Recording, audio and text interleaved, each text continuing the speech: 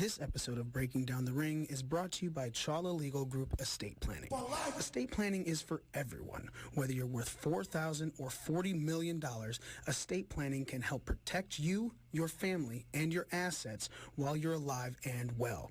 To register for an upcoming workshop today, go to chawlalegal.com/workshops or call 586-273-7157. Again, that's chawlalegal.com/workshops or call 586-273-7157. What the Rock is cooking. You're listening to the Podcast Detroit Network. Visit www.podcastdetroit.com for more information. What's up, everybody? We have so much wrestling to talk about this week. We have Evolve 131, the 10th anniversary, aired live on the WWE Network. We have Fight for the Fallen from AEW, WWE's Extreme Rules, and then the finale of Extreme Rules on Raw and SmackDown this week. We will get into all of that and more this week as we break the ring down. Woo! You don't know what hard times are, Daddy.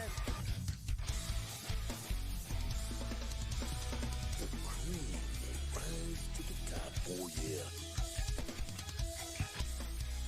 Austin 316 says I just whipped your ass. You just made the list.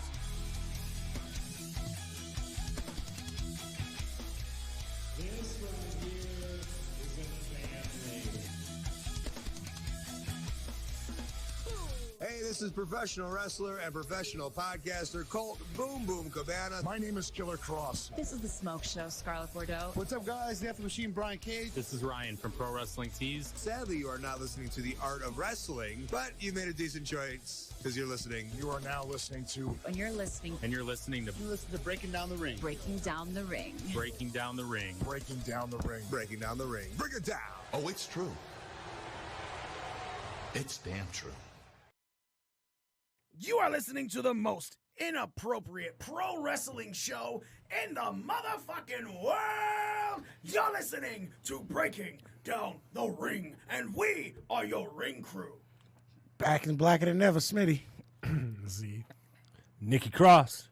And me, the almighty one and former ring crew champion himself, Mikey. So, Nikki Cross. Nikki Cross, really? Really? That's what we went with today? hey, look. Wait, can we all say a happy birthday to our own almighty one tonight? Apparently, according to the sign behind me, Which is not in full view. no, you can. It says our birthday.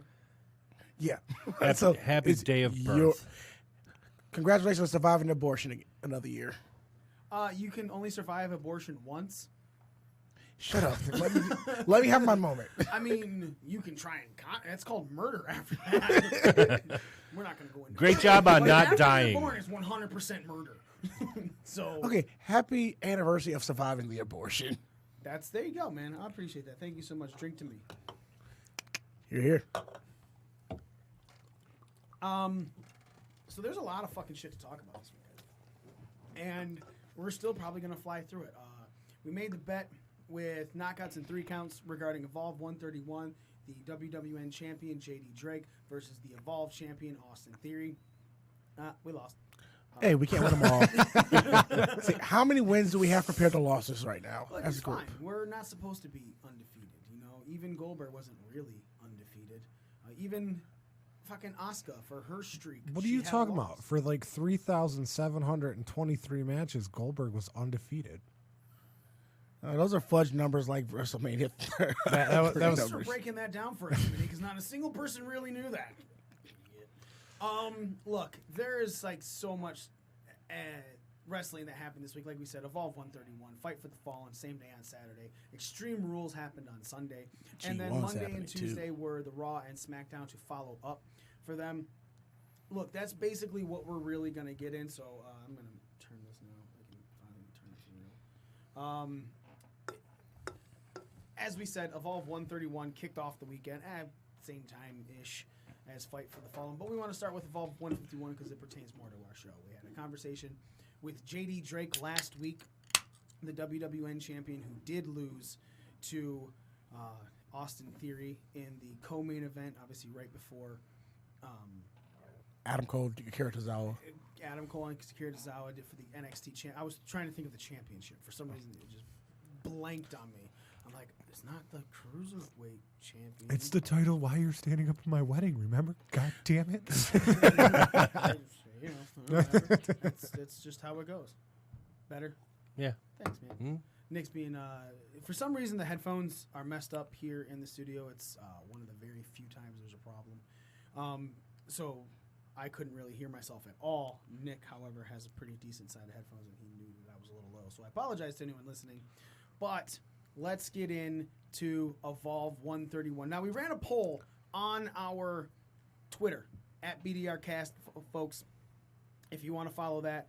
And the poll was, what was the best wrestling show?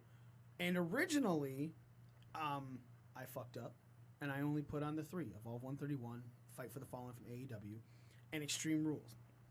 Well, then I went and I put on another poll today, and it included New Japan Pro Wrestling's G1 Climax 29. And that is the lowest. The G1 is at 7%, which, to be fair, is also probably the least watched. I personally feel that if I was watching the show, when I was watching the show, the little bits that I saw, I can't honestly speak to it because I haven't watched the entire thing, but the bits that I saw, I feel were better than anything else on the weekend. But what part of that is like the G1 is hard to get access to unless you actually have New Japan World. I do have New Japan World. It's just there was so much fucking wrestling to watch. The first night of it was on Access. I watched it at my Yeah, but that was buddy's the house. part that was in America, which there are certain people that were not performed, like more specifically John Moxley. Yeah. And so I put up a poll originally, like I said, of asking what was better, Evolve 131, Fight for the Fallen, or Extreme Rules. And then the new poll was adding New Japan's G1 29, Climax 29. As it stands currently, like I said, the lowest is New Japan World at 7%. 13% of the people feel Fight for the Fallen was the better of the shows. 27% feel Evolve 131 was the best show of the weekend. And 53% of the audience voting in this poll chose Extreme Rules. Now, if I'm going back to the original poll, 57% said Extreme Rules, 25% said Fight for the Fallen, and 18% said Evolve 131. So the way I look at it, Evolve and Fight for the Fallen are basically around the same. Overwhelmingly, Extreme Rules is what everyone was feeling was the best show of the weekend. Fucking WWE marks. So, Evolve 131 started off with Josh Briggs over Anthony Green by pinfall with the M6, which is the name of his chokeslam, chokelift powerbomb finisher.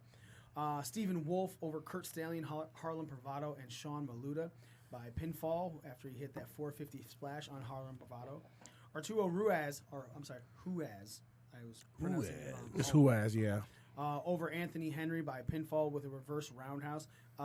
Underrated match. Like I said, we'll get into all this. Brandy Lauren, friend of the show, stays undefeated in Evolve as she goes over Shotzi Blackheart by pinfall.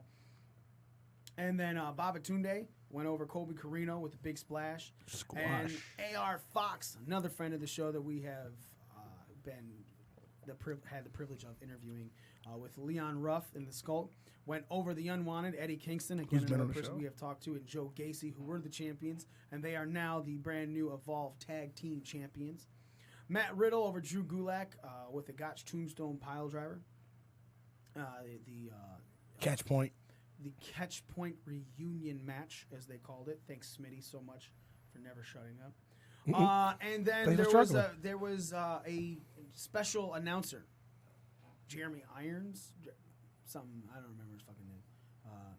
I do remember Irons. He came out, and he couldn't talk. And then the lights went out, and the lights came back on. And ladies and gentlemen, Paul Heyman was in the 2300 arena, the old ECW arena, and he cut a really good promo, saying that there's been many times that he had been invited back to the ECW arena for different things.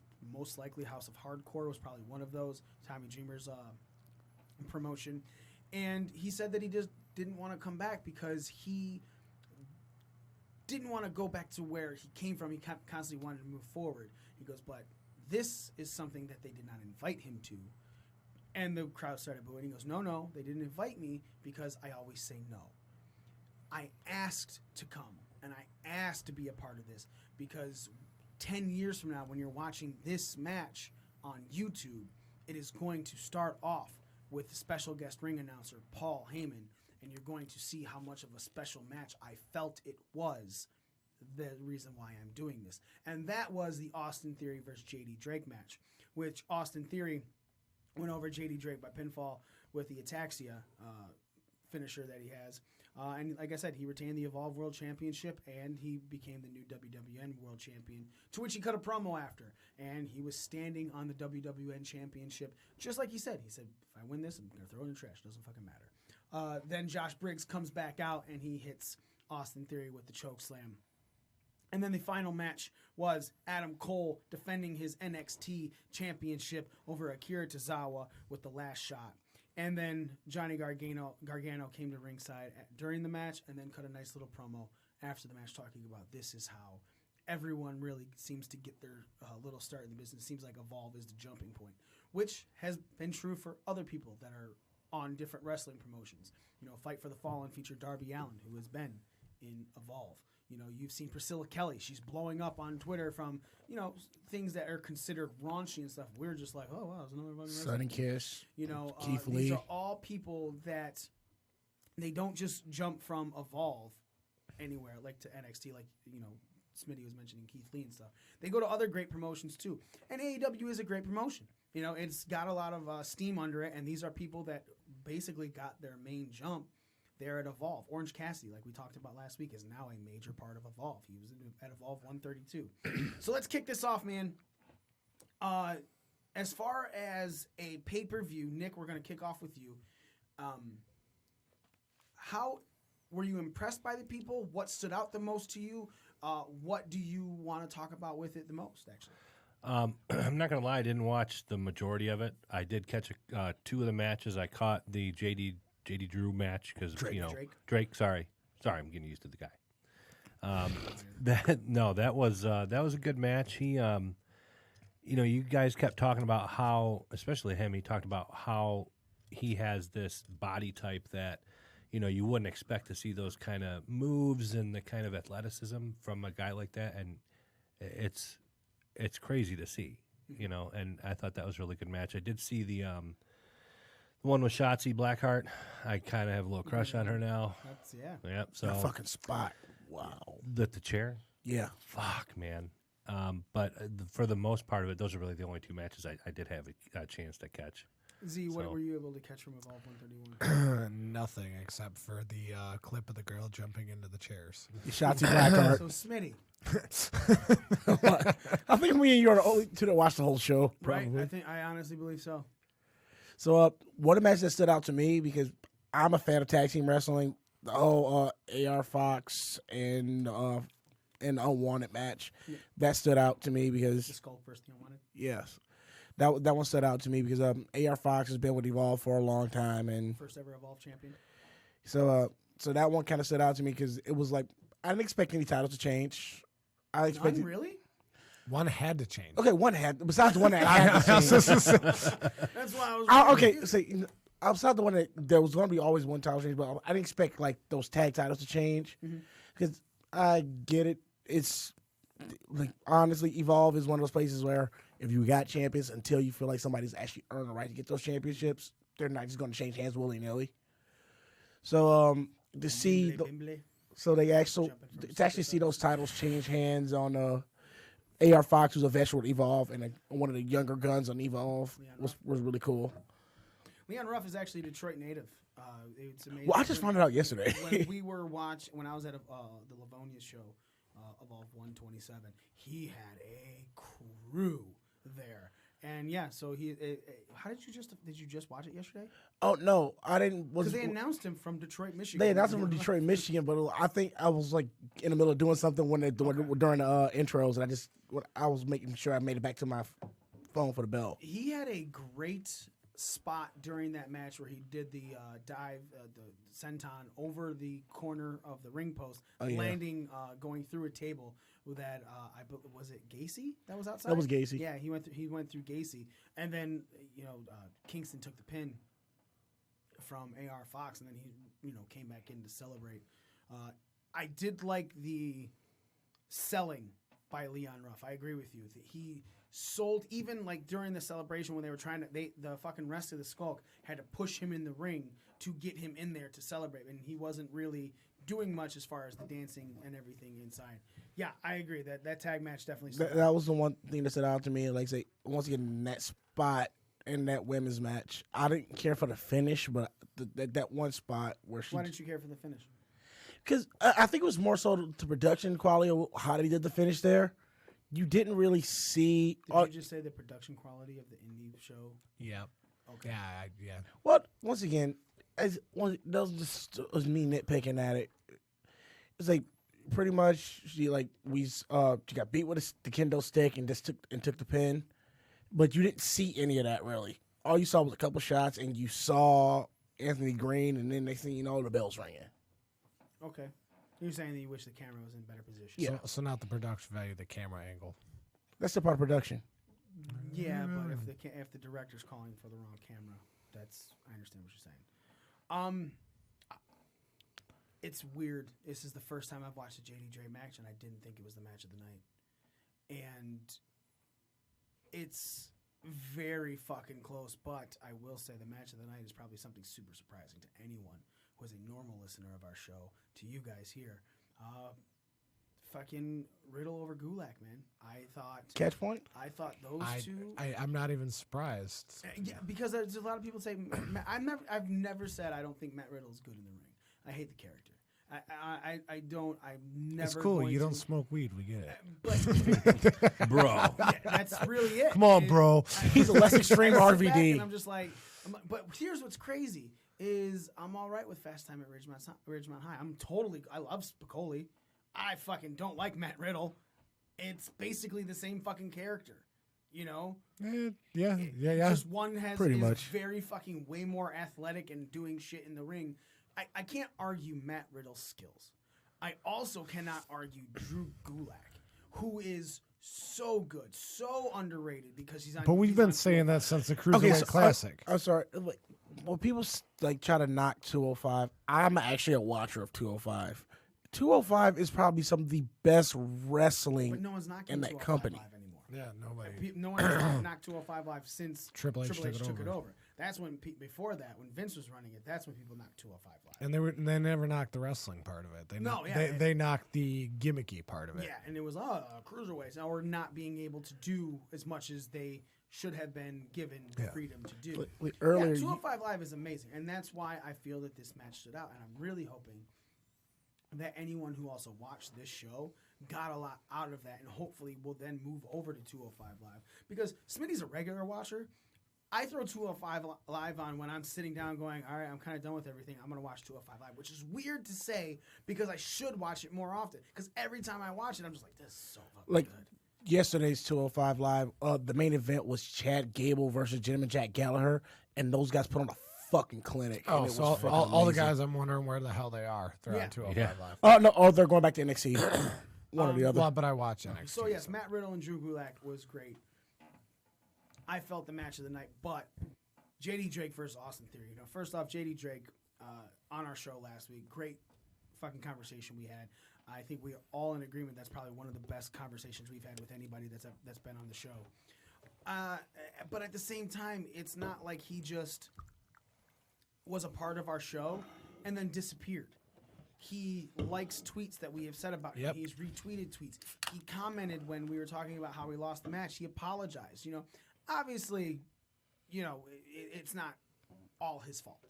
You know, I honestly, the reason I was so dead set that man was going to win is because I thought Austin Theory was about to move up.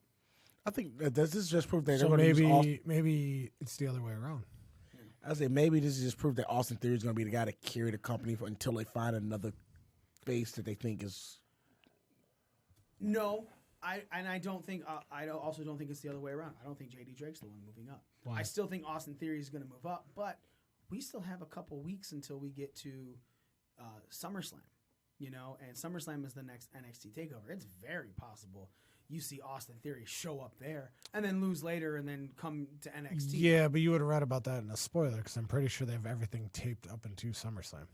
No, I'm talking about at SummerSlam. I'm talking about at NXT Takeover. Oh, at Takeover. I could see him being in the crowd with that Evolve and WWN championship. I But could totally see that. But don't they're really terrible about keeping that type of stuff under wraps for the most part. But he's not. But I'm saying he's not moving up yet.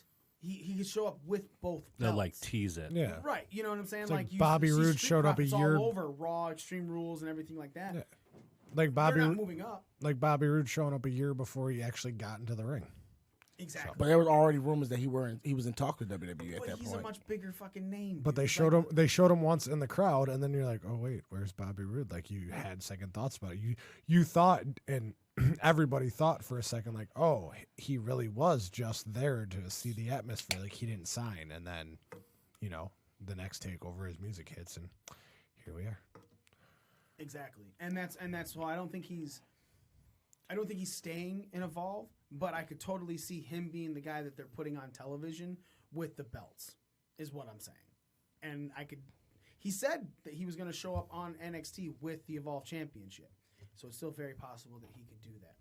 Now, Fight for the Fallen happened the exact same day, and I'm going to be very honest with my critique here. I think that it was better than Fyter Fest, but barely.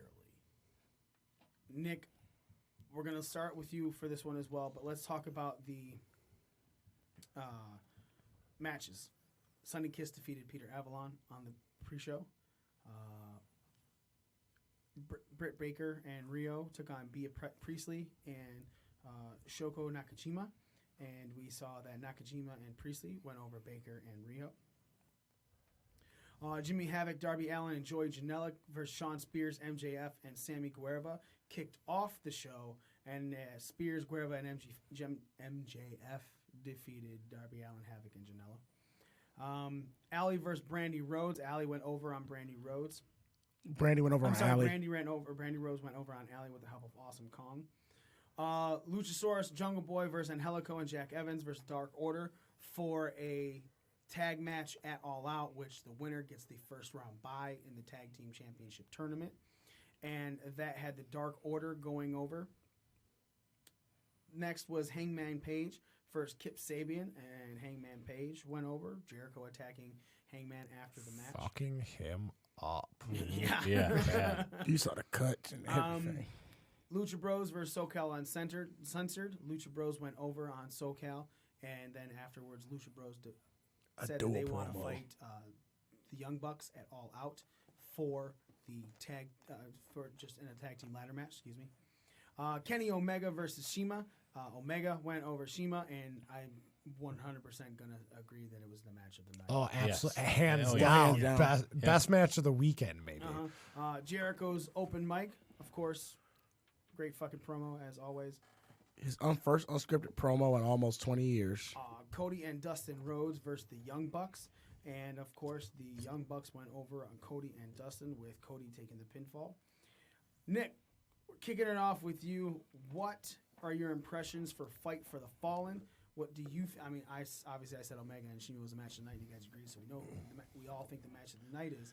But give me your impressions for Fight for the Fallen. I definitely thought it was better than Fyter Fest. I think I liked it a little more than you did.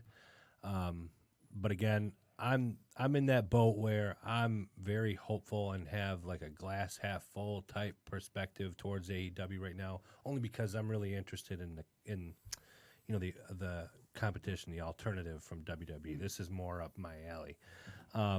I actually enjoyed the Sonny Kiss match. That was pretty entertaining, the very first match that started the night.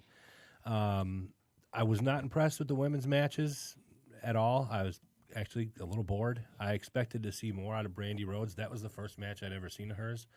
That's one of her only matches. Yeah, too. she's only been She's wrestling. They not. made quite a few mentions that she's only been wrestling for 3 years, and in that 3 years, she had to take 9 months off for a broken. For an injury. Yeah, and she's more of a valet type. And her last match was in January of last year. I mean, December of last year. Okay, not sticking up for her, but just giving you the okay. background that she is so still a little green. What we're saying is you haven't missed. It's not like she's had these myriad of matches. Yeah. You just haven't seen.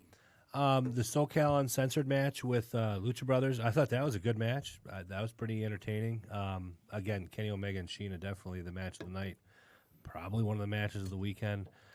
Yeah. So, I mean, I did enjoy it. You know, it was definitely worth a watch. I'm hoping that All Out exceeds it by far, because if not, then I'm going to start to kind of be like, well... So, do you feel that Fight for the Fallen was close in the ballpark of Double or Nothing? Because we were all, after Fyter Fest, we were all talking about how we felt Double or Nothing was just so much better than Fyter Fest. Obviously, you're saying Fight for the Fallen was better than Fyter Fest, but is it, let's say Double or Nothing is the major league team, right? Is Fyter Fest just a shittier major league team, or is it a AAA team? I would say AAA team. AAA yeah, team? Okay. AAA, AA for sure. Because there was a lot of expectations with Double or Nothing, and they exceeded those. Mm-hmm. And I did expect some more out of this one.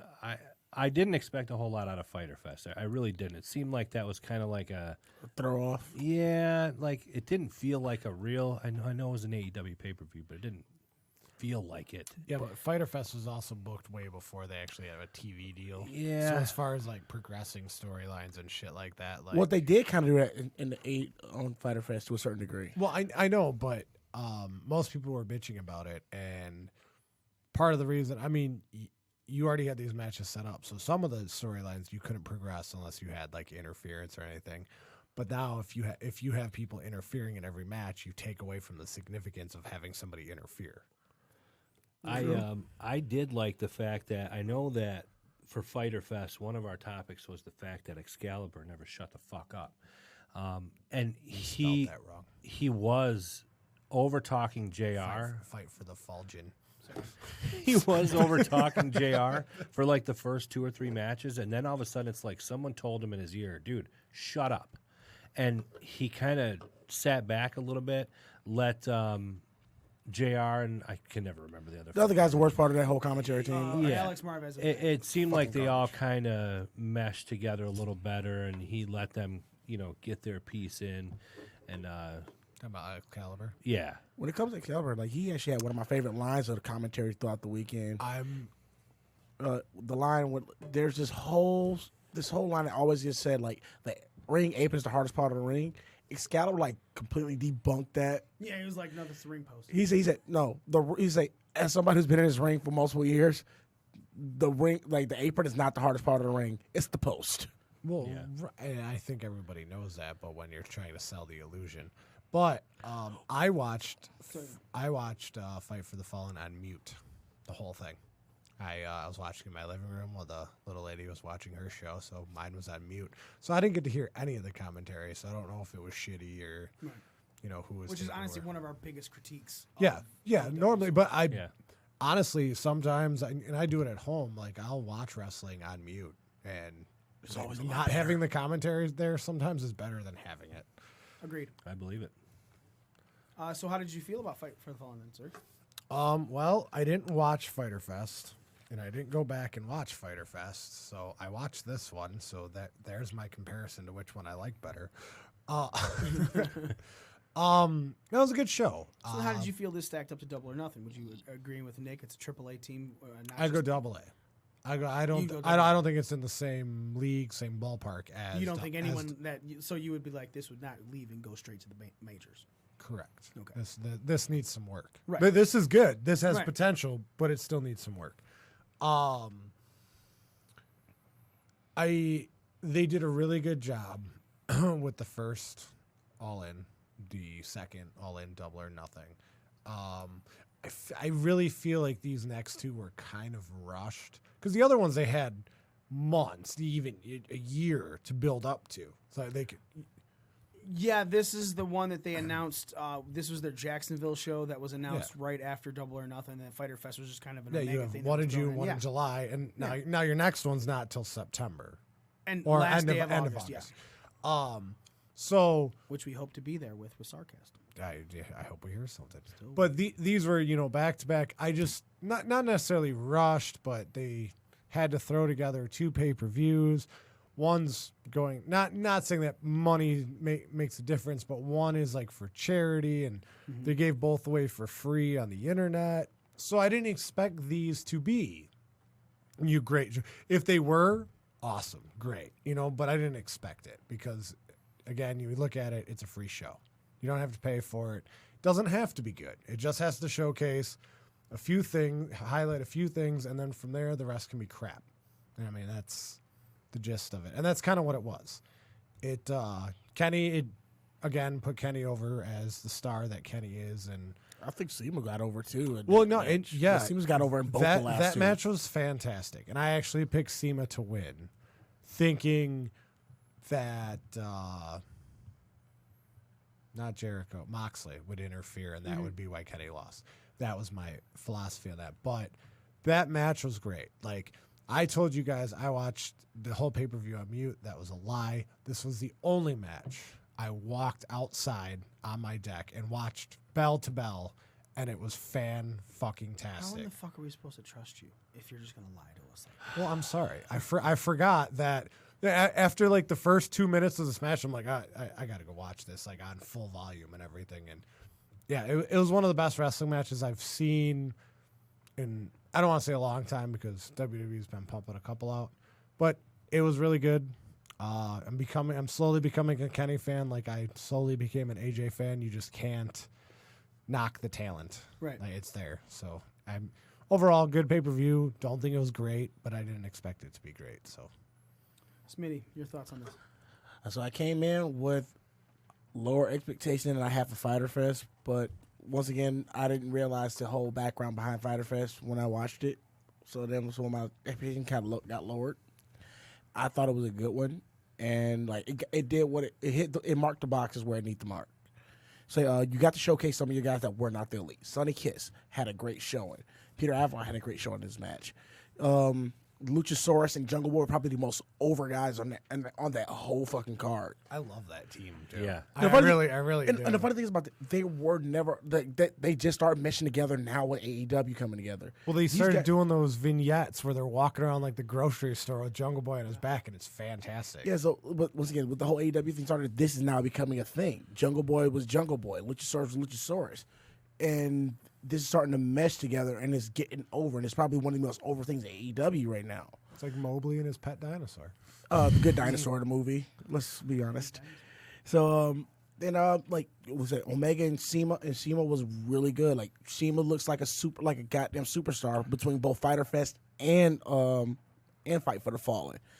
So yeah, I know I was getting really emotional when I picked the damn the Rhodes versus Bucks match, but that was one of my personal favorite matches that I was emotionally invested in that match. Why?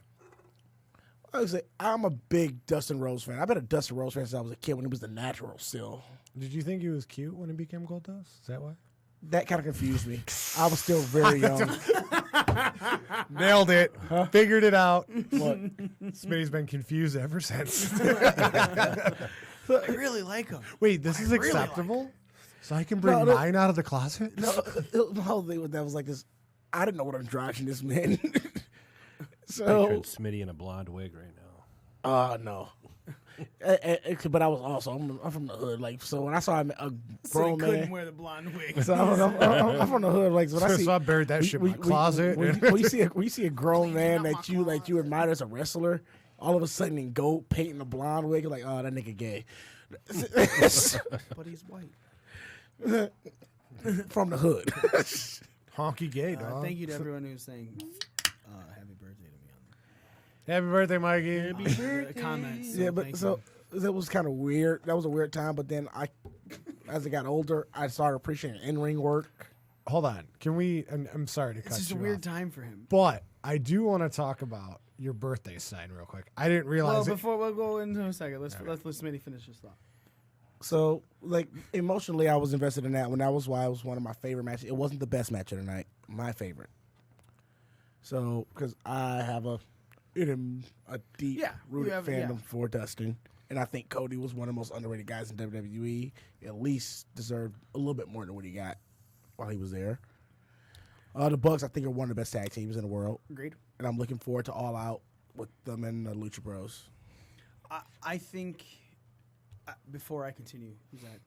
And another little thing was, like, only thing that some of the production stuff pissed me off. And then there was the whole ladder match, the whole dual promo between the Lucha Brothers after that match, to where literally Pentagon. So don't get me wrong, I love Lucha Bros. Like, to have two promos that take up like 5, almost 8 minutes. It wasn't two promos. It was one promo, but one was completely in Spanish. It was one, like, Pentagon did everything in Spanish before Phoenix translated it. Yeah, so it was just one promo with a translator, which is kind of at some point I feel like you could have did something else with that time. Like, you're in front of an American audience for the most part. I'm not gonna argue. It's your opinion there. I vehemently disagree with you. I think you could have there was another way you could have done that promo instead of like just have Phoenix talk and not have Pentagon talk. I mean, probably. Well, there's a huge Hispanic population in the state of Florida, Smitty. Yeah, so there's that. Where they were, what the brand that they represent, to the brand that they're also a part of, that actually was one of them. It makes some more of the sense than any one of them just cutting a Spanish promo, because then you'd be like, oh, well, I didn't understand shit, and then the other one cutting an English promo, and you're like, and then the Spanish audience, like, would be like, so kind of like when Andrade talks on TV, and then nobody tells you what he says. Yeah, exactly. Yeah, got it. I think the wrestling in AEW is great. I can't knock it. I think that the matches, the singles match, Omega and Shima, I think from Double or Nothing, these are matches that I can sit back and go, that was really good. SCU and Lucha Bros, the triple threat tag team, the 6-man tag match that was going on, especially with the psychology that played out in that match. With the whole Spears Ben Allen. I am not in any way, shape, or form happy with AEW's structure. And that being said is the way they put on the show. So you have the triple threat tag match, right? You have the Dark Order. You have Luchasaurus and Jungle Boy. You have Best Friends. No, it was Angelico and Jack Evans. Yeah, whatever. So you have these 3 teams. Luchasaurus and Jungle Boy come out with Marco Stunt. I'm fine with that. Marco Stunt gets involved in the match. The referee says, "You're gone." Luchasaurus looked at the ref and said, "No, he's not," and then used him as a prop to throw on the other people. As after Marco Stunt got involved with the Hurricane Rana from the top, which is a great spot. And it's a triple threat tag match, so it's not like I'm mad that there's no disqualification there, because there's not. It's a triple threat tag match. There's no DQ in these. Hence why there was no rope break, anything like that. It made sense. The minute the ref says go and the wrestler says no, I now have a problem. Because now there is some sort of which we've wanted, which I've complained about these last 3 pay-per-views, last 2. Even Double or Nothing we were like, well, they kind of let the Bucks and the fucking Lucha Bros go like crazy. That shouldn't have been a lot of countouts that were just avoided. But now a referee is invoking power, and the wrestler said no. Marco Stunt never fucking left. He didn't come back later. Your ref loses all credibility. Yeah, now all of a sudden that referee makes no not fucking even sense. ECW did that. Right? Doesn't matter. No, I'm saying like not even ECW right. did that. So you're looking at this going, what is this ref for? Then there is another match, the SCU versus Lucha Bros match. Christopher Daniels moves the fucking ref so that he can hit a move. Yeah. And the ref doesn't even DQ him, that team. Like, I understand that they're giving referees leniency, yes, is the word that they're using. But it makes no fucking sense.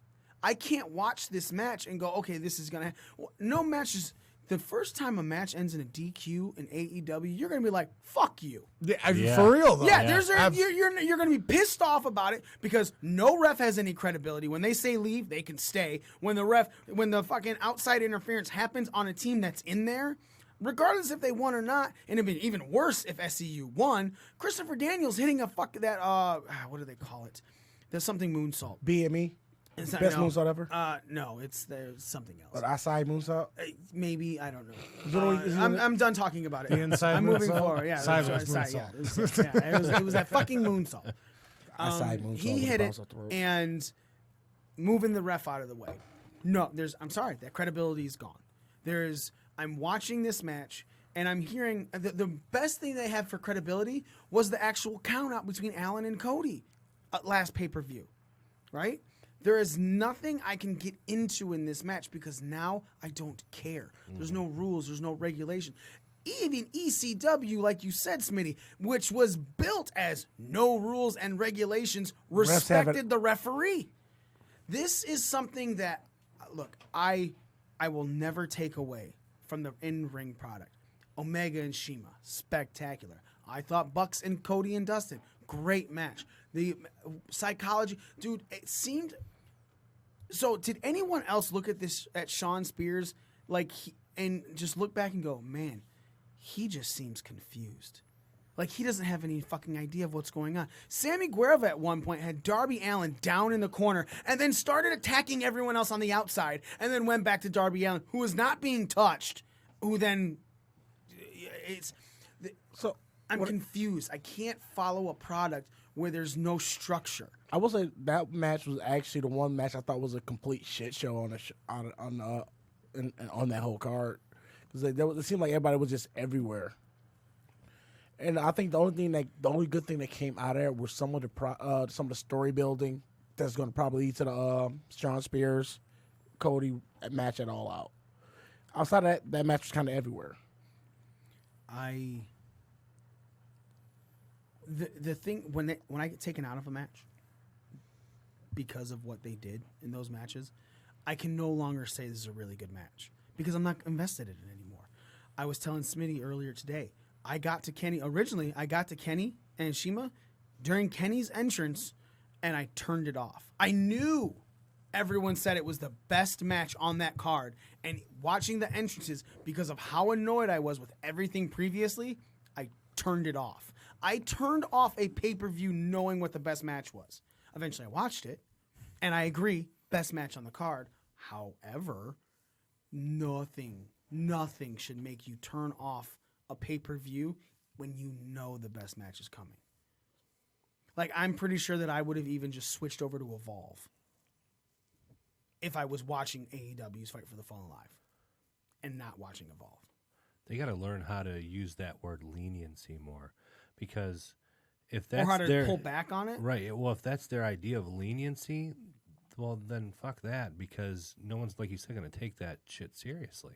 I mean, if leniency is, okay, well, you start your 10 count when the dudes are outside a little late. Or, you know what I mean? That's how I took it, but sometimes they don't start it at all. Right. So when you're looking at it and you're making these comments, like you said, you want to turn it off, I hope I did. I turned it off. They better make some adjustments real quick. Instead of giving the fourth show, instead of giving them a leniency, why don't you just make it a 20 count and have the ref count slow? Like Lucha Underground did that thing too. And then, I mean, as far as the DQs go, you're absolutely right. You've lost all credibility in your ref, and your ref, whether you like it or not, is like your ring chief. He's the one who runs the whole show. He's the one with the earpiece in, going, "All right," you know what I mean? Like he's the on the fly guy. Like, okay, we're gonna do this, or this is gonna happen next, whatever.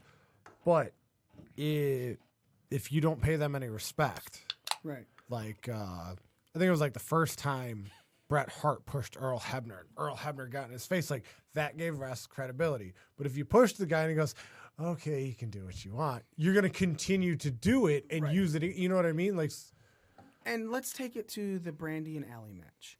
When Awesome Kong interfered in that match, the ref wasn't looking at it. Correct. So it was like, yes, it's just like any other wrestling show that you watch. If the ref doesn't see it, they can't do anything about it. That's fine. Christopher Daniels saying, excuse me, move over so I can jump up, hit this fucking top rope and move over. But I do have a question, because now I didn't see all of that match. I didn't see that part in particular.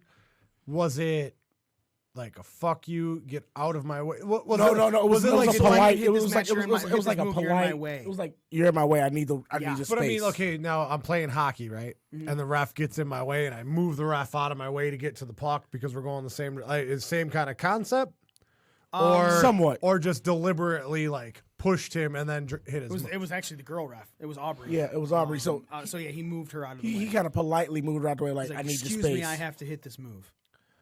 I mean, I would have to see it in the context, but to me, from what you're explaining, that doesn't seem that bad to me. No, I'm not talking about him moving her.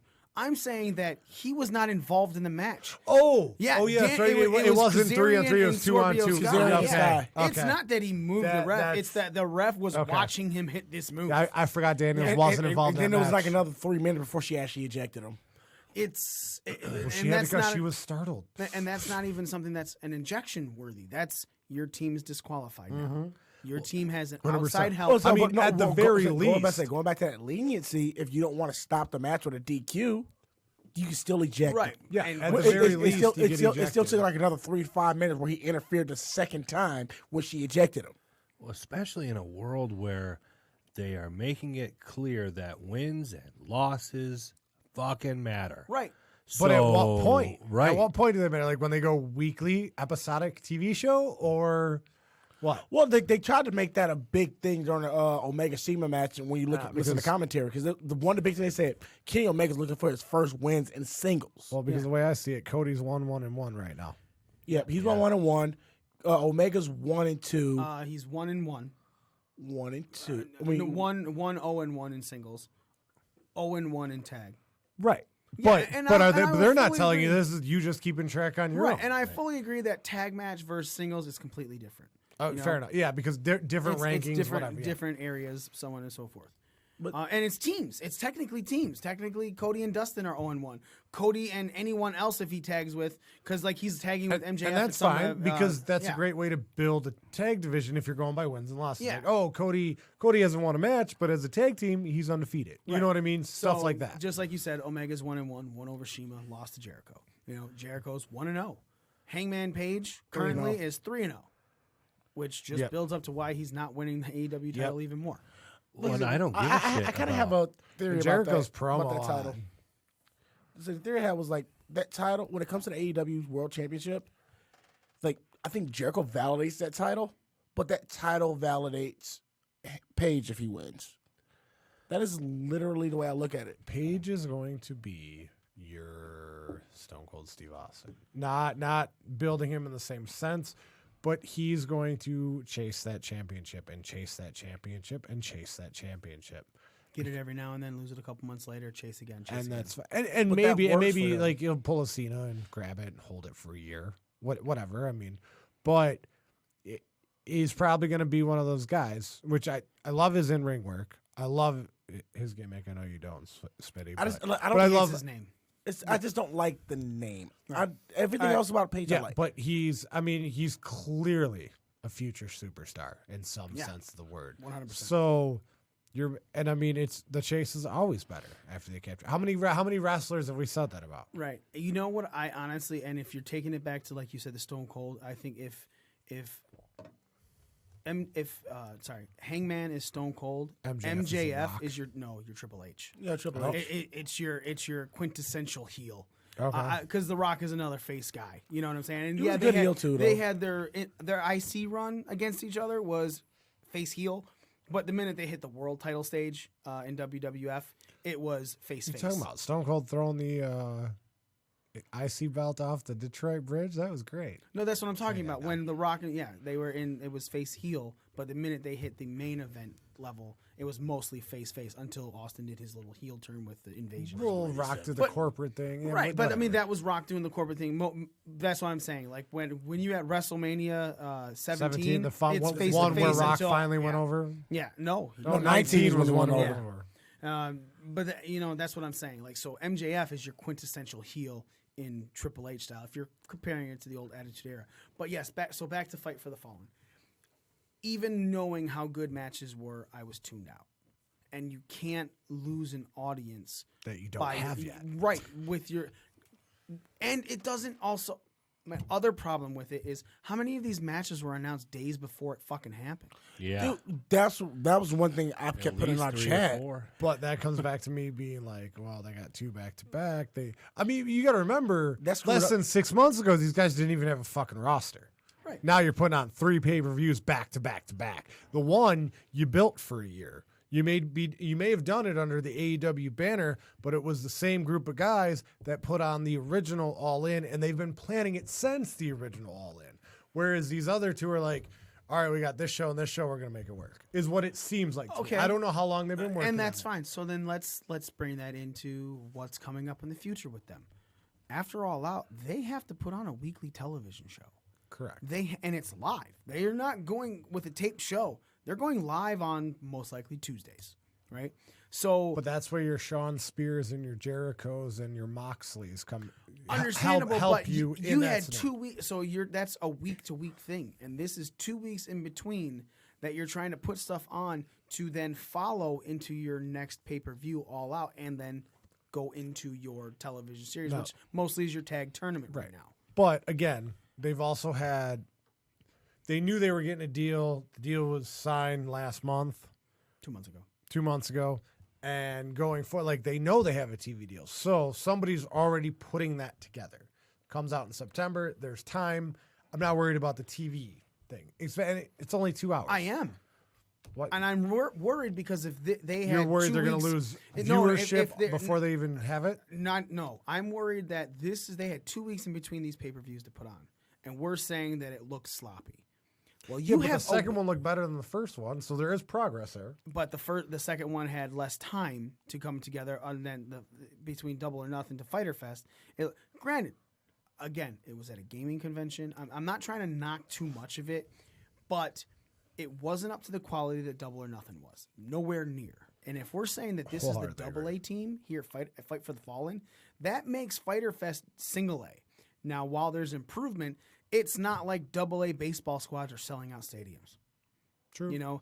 And and then it comes to the point of alienating an audience. I love the alternative. I am not, obviously on this show, I am the biggest one to have shit on AEW, but it's more constructive criticism. It's, dude, fix this.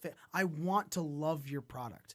I don't love the WWE product right now. I shit on that too. I'm the biggest shitter on WWE. But at the same time, the majority of the audience that watched 3 pay-per-views this weekend thought the WWE one was the best. Extreme Rules wasn't that bad. Yeah, it was good. It was really good. And that's what I'm saying is you're saying we're the alternative. We're going to be better than them. And then you put out a show where everyone's like, yeah, but the WWE on a day better. You're not even competing with them. Right. Though. Like it's not like they both went out Sunday and people picked WWE. Like you were on a day before. You should have had that audience. Exactly. Dude, NXT goes on a day before most of the WWE Big Four. And we're always like, God damn, NXT blew WWE's out of the water. Every time. Yep. And they have 5 matches. They don't have 8 matches. They don't announce 17 before the show. Like, but I think right now. That goes into your point. You said you feel like Fight for the Fallen was kind of rushed. Like I said, there were 3-4 matches that were announced a day or 2 before Fight for the Fallen. Yeah, but it doesn't mean they weren't planning these matches. I said it seemed rushed. Who knows? They could have been planning these matches the whole time and just announced them the day before. Okay, so let's make a quick comparison then, because 2 matches were announced. We're saying that there was rushed, and there was 2 matches announced the day before Fight for the Fallen. 2 days, day or 2, 3 matches. The Bea Presley, like I said, they announced that Bea Presley and Britt Baker would be in action. They announced the triple threat for the bye, and there was another one they announced. I don't remember. I think every other one was a part of this. Nope. The triple threat for the bye was like 2 or 3 days before. No, that's what I'm saying. Those two. Triple threat tag match. That's what he's saying. That's the second one. I'm saying there was only 2 announced. Oh yeah, I was keeping 3 because they just said Bea Presley and they said The only other thing that was announced before this was Chris Jericho having an open mic. That wasn't a match. Okay, so that's 2 matches announced And within 2 of them 2 being or action. 3 days before, right? Yeah. Extreme Rules happens. The day before Extreme Rules, or The day maybe even of. the day of. The day of, they announced 2 matches. You announced Kevin Owens and Dolph Ziggler, and you announced the Intercontinental Championship match on the pre-show. Yeah. These are, obviously, we're still like, this is a fucking lot. WWE pulled that off. And granted, WWE had, years 'cause of Daniel experience from now. Pro Wrestling Scorecards and I were talking about this, and they already had shit set up for this. IC and the IC belt match was kind of there from SmackDown beforehand. Obviously, Kevin Owens and Dolph Ziggler being taken off in the main event from the SmackDown beforehand also laid the groundwork for that. So you got 2 different pay-per-views that have 2 matches announced each within 3 days of its happening. I know where you're going with this. WWE pulled it off very well. AEW, I'm not saying that they weren't pulled off, but it was more of a, you can't do that when you don't have things leading up to it. It's just a Correct. Here you go. We're going to do this, and then it becomes now we're scrambling. And why are you scrambling? Because the WWE put on a show during your show, and your executive vice president took a shot at WWE for that. Well, if you're in for taking blood money, you're going to take Kenny Omega. If you're in for taking blood money, you're obviously going to take away from So then they're like, well, we got to put on a better show. They didn't. I'm sorry. I even think Evolve was better than Fight for the Fallen. You don't have to put on a better show. You just have to put on a good show. Correct. And it has to be consistent and it has to be good. It doesn't have to be great, because if you put on enough good shows, you don't need any great shows, because WWE shit half the time and we shit all over it. So all you got to do is have a consistent run. Not in 2019. What's that? Not in 2019. Yeah, Mike, you didn't bring up a point. They have not Name put a on bad pay-per-view shitty from pay-per-view. WWE in 2019. Everything they've done has been okay or good this year. It's all been good. Since WrestleMania, at least. No, all of them. Royal Rumble was good. Fastlane was good. Extreme Rules. I'm not talking great. I'm not saying, oh my God, these pay-per-views blew my mind. But not once did we ever come on the air this year and go, Jesus fucking Christ, that pay-per-view sucked. We've said that about quite a few Raws and SmackDowns. Yeah, that's true. But their big shows, they have come out, and each one of them have been a 7 or better. They've been good and consistently good. The show and the storyline might not make any fucking sense from Raw to SmackDown to the pay-per-view, but it does not change the fact that when you got to the show, WrestleMania included, this is one of the best WrestleManias ever. Oh no, we've already we all said it. You were mostly invested. I'm the not saying matches were top good. 3, maybe top 5, definitely top 10, and there's been 35 of them. Well, with this, we're going to revisit this on a different show. This pay-per-view with Fight for the Fallen, I think, and again, I said it earlier, I think I'm trying to have a glass half full type outlook on it. This is their, as AEW, 3rd show. Technically 4th. Nope, 3rd show. Whether it's a pay-per-view or a weekly show. So if this was 3 Wednesdays in a row, it'd be a different outlook. Like, okay, they had Double or Nothing, and then Fyter Fest and Fight for the Fallen 3 Wednesdays in a row or 3 Tuesdays in a row. But this is 3 pay-per-views in 3 months. Their first 3 shows, period. Not little house shows, not a couple of TV shows. So I'm hoping that it's more like of an experimental phase.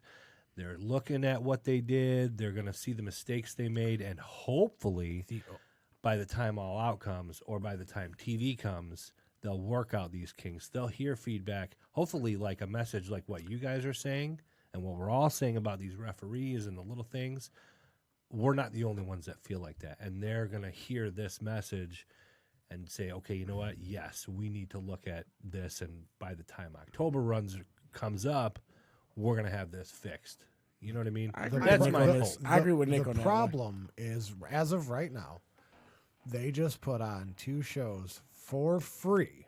I mean, not free to attend, but free on pay-per-view to get more eyes on their product. and they probably lost more than they gained because of these two shows. And that's my problem with it, is when the two shows that you're supposed to be giving... look, you should be again, giving me let's everything you have for free right now just to get my eye on the product. And again, I want to make this very clear. We are not shitting on the wrestling part of AEW because the matches were good. The problem is we couldn't follow. I couldn't follow things, and I tuned out. And then this is mostly me because you guys. I'm like you. I get But also, frustrated. I follow by Nightmare what Family you're and saying being the is making elite. sense. It totally makes sense. I want to watch a outside of.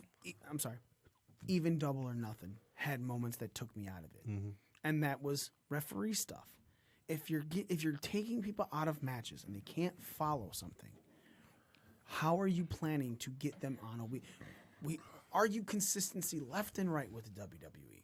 I want it with AEW as well. I said that there was the second match that we watched on Double or Nothing. It was whatever the first tag match was. I can't remember, but Was that the best friends one? yeah, the referee that the Young Bucks always have with him, Rick Knox. and he just kind of stood around waving his arms for 3/4 of the match. And I said something on the show. I was like, that was fucking stupid.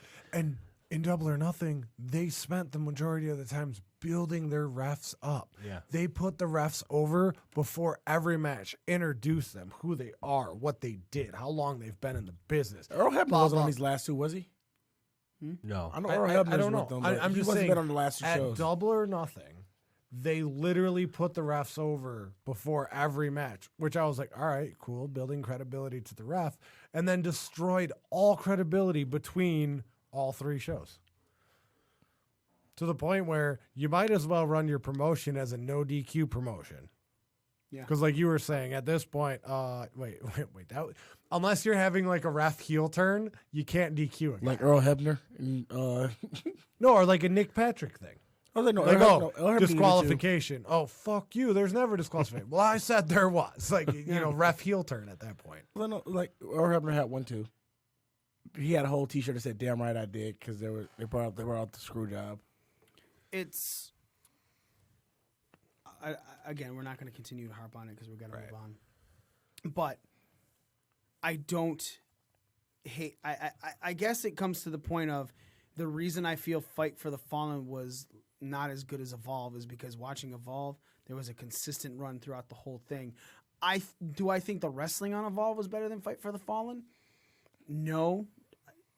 There were like 2 or 3 Fight matches. for the Fallen, I think, edged out wrestling. Not by much. I'm not trying to say that, oh my God, it was so much better.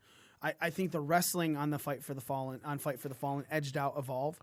Hell, the wrestling on Fight for the Fallen edged out Extreme Rules. I think that's what AEW's trying to focus on right now. And that's is the fine, wrestling. but you also have to build an emotional connection with your audience to keep them invested. But you're right, And like, they did not do that. except outside of therefore, one to match. to me, Fight for the Fallen was the worst of the 3 shows. Again, I would love to throw the G1 climax into this G129, but I only watched a few matches, which were great. I cannot. But if I'm going to talk about who had the better wrestling, New Japan had it. Oh, day 2. So I'll watch all the matches from day 2, and that's it. So again, I'm not basing anything just on the in-ring product, because if that was the case, WWE is wonderful.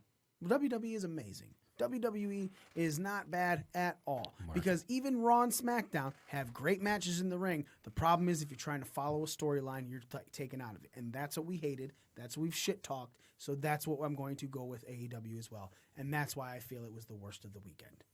Now, moving into what majority of people who watch the 3 feel is the best of the weekend. WWE's Extreme Rules. We, of course, held our event again at the Buffalo Wild Wings. August 11th is our next event.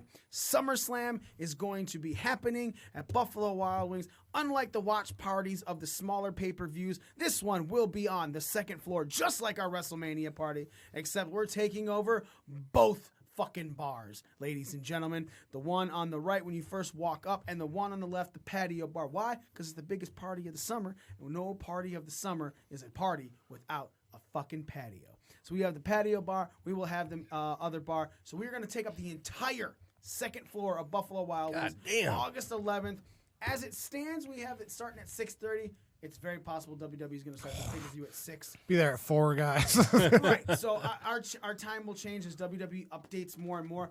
but be prepared to be there for a little bit, having fun. We're going to have prizes, giveaways, all that fun stuff, ladies and gentlemen, like WrestleMania. And we're going to have a great fun, laughs, and all the stuff with all of our people. My mom actually shared it when on Facebook. I don't know who shared it at 1 o'clock in the morning last night. Oh, wasn't me. Either me or my mom. Probably you. No, it was on the Breaking Down the Ring.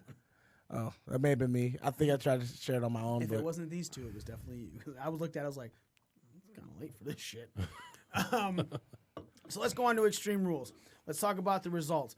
It kicked off on the pre-show with Shinsuke Nakamura becoming the brand new Intercontinental Champion over Finn Balor. Cruiserweight Champion Drew Gulak, his second match in 2 days, which let's play. That's why I was under 8 minutes. Drew Gulak took on Tony Nese, and he won. He continued to be the WWE Cruiserweight Champion. Then Extreme Rules kicked off with a tag match. The Graveyard Dogs, Undertaker, Roman Reigns, defeating Shane McMahon and Drew McIntyre in that no-holds-barred match.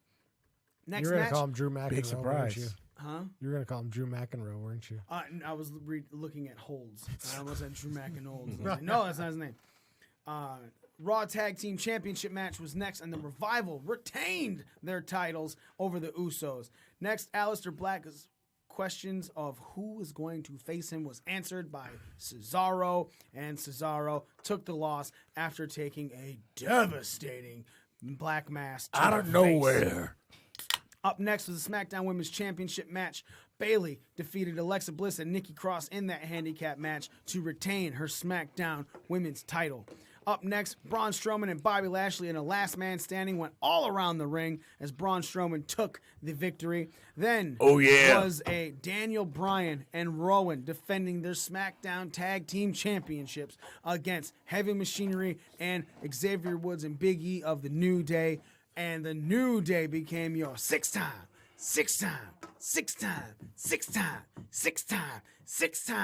World Heavyweight Tag Team Champions. Then AJ Styles, with the help of Gallows and Anderson, the entire club took the United States Championship off of Ricochet. Kevin Owens defeated Dolph Ziggler in a squash. 17 seconds. Kofi Kingston then retained his WWE Championship against Samoa Joe. And then finally, the night ended with the Extreme Rules mixed tag team match of Lacey Evans and Baron Corbin losing to Seth Rollins and Becky Lynch and then they retained their titles. Only for Brock Lesnar to come and cash in on Seth Rollins and leave Extreme Rules, your brand new WWE Universal Champion. Smitty, we're going to kick off with you.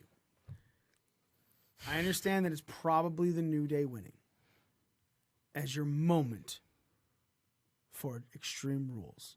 However, if it's not one, holy shit, really? If it is, give me a different moment during that card that you were like, holy fuck, that was great. I think the AJ Ricochet match was really good. They took a lot of what's been happening over the last 2 weeks and incorporated into a story within that match. Mm-hmm. Was that you're right though? Like just watching the New Day all. Yeah, I didn't want you to continue with that because I knew what it was. I want you to continue with the story of the New Day, the fucking club. There's a lot of stuff going on there. Like, I'm a fan of AJ. I'm a fan of Gallows and Anderson. I've watched my thing about specifically Gallows. Gallows was specifically. Damn, I'm gotta listen now. Specifically, Gallows is Gallows has been this is his third run in WWE technically, and he's never. That's right. Third. I never say that, but he's right. He was fastest. Fastest. Yeah, I remember that. Then he was Luke Gallows. Then he was Luke Gallows with SES. You're right. But wait, no, that was the same run. No, it wasn't. No.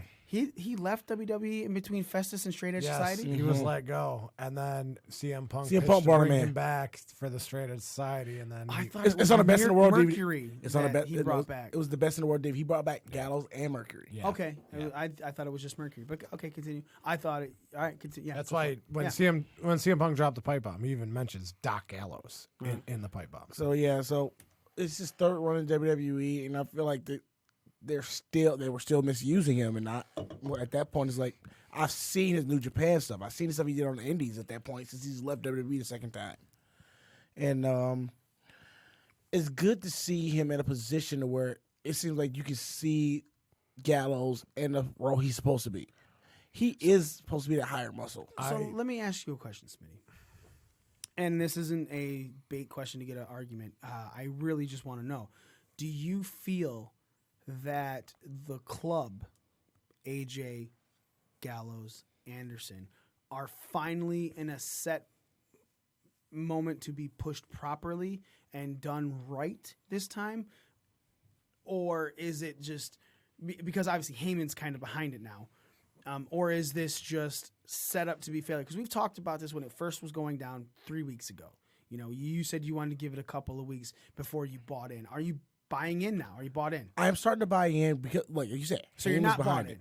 So no, you either bought in or not. That's what I'm saying. Not starting to, not thinking about walking up to the counter and handing them your cash. Have you handed your cash yet, or are you still like, I don't know if this is a sure enough bet for me to bet on? No, because if you're looking for a sure bet, no. Like, it's still just in the infancy phase right now. Okay. How is it in the infancy stage? So yeah, Z, I'm asking you. Do you think it is now something to buy into? Are you in or are you out? I'm in. I'm always in when they get the club together. Okay. As far as what they do with it, completely different story. But you think and this that's is where where I'm you're into you? How but you feel that this isn't in its infancy because they've already had a run. They're already an established trio. They really didn't, but not with this type of direction behind them. I understand. That was my next point. Like, you have Heyman, who kind of understands the Japan style and the longer working, just a better understanding of wrestling than the direction before. But WWE, right? But if they continue with the club and it's pushed the right direction, I mean, the sky's the limit. They'd be the next New Day. Give Luke Gallows and Carl Anderson the tag team titles, and then we got two stables with all the fucking gold. It's the Attitude Era again. But I will say this, more so than Gallows, I love the way that they're pushing Carl Anderson right now, because it used to be like, oh, Carl Anderson, like, he's good in the ring, blah, blah, blah. Now it's like, oh, look at Carl Anderson with the... Have you noticed Graves put him over on how strong he is the past couple weeks? Yeah. That's awesome. I love it, because Carl Anderson, I actually looked into him and watching some. He's a mission guy too, by the way. Some of his singles matches, man, are out of this fucking world. So Machine Gun is awesome. Nick, let me ask you a question: Are you in this one, or are you out of this? I'm in, and I'm in because I'm looking at it from the more casual fan perspective, because I hear all this previous talk about the club and New Japan and all that. Now I get to see it. You know what I mean? So I know that there's a lot behind it. So now I'm seeing it, and it's, I'm definitely in. I'm excited to see where it goes, and I really hope that it does take off. I really do. First off, I understand exactly where you two are about to go with this, and yes, it's not New Japan, but Nick's point of view is I get it a little bit more now, okay? And I'm not a casual fan. I've obviously known how the club was formed. I remember the split of Finn Balor's or Prince Devitt's tag team to when Badlak Fale came out and he was sitting on his shoulders afterwards. I understand that. This is probably going to be, and I'm in 100% in now, that this is probably going to be the best run of this trio if it doesn't grow more from this. Who do you think they add? If they're doing like a NWO-esque push where you start out with a trio of guys and kind of just add as you go along, who do you think will be the first member they add? I feel if they add anyone, it won't be Finn. No, it should be. It should be, but it won't be. It needs to be. I don't think that would surprise me. He's about to take some time off. Actually, Finn will take some off. Well, and it also makes sense to make him go on the losing streak that he's been on, especially because I think he's going to lose to Wyatt at SummerSlam. But put him on a losing streak, and then the four of them get together, and now they can't lose. Just like... I am saying it should be Finn, not because of anything. I understand the losing streak, and that plays into my thought process. Finn's on a losing streak. He's the original. Finn's on a losing streak because he's not concentrating on himself. He's technically the puppet master behind AJ, Gallows, and Anderson. He is telling them what to do because then you bring Finn in, and Finn is the leader of the club. It's always been Balor Club. It's always been BC, original BC.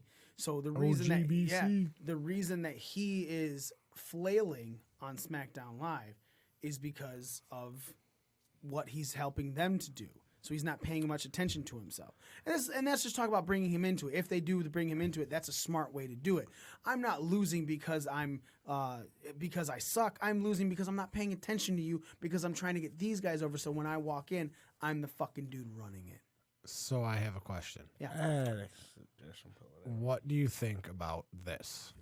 You have Balor versus Bray at SummerSlam. Obviously that's what this is coming to.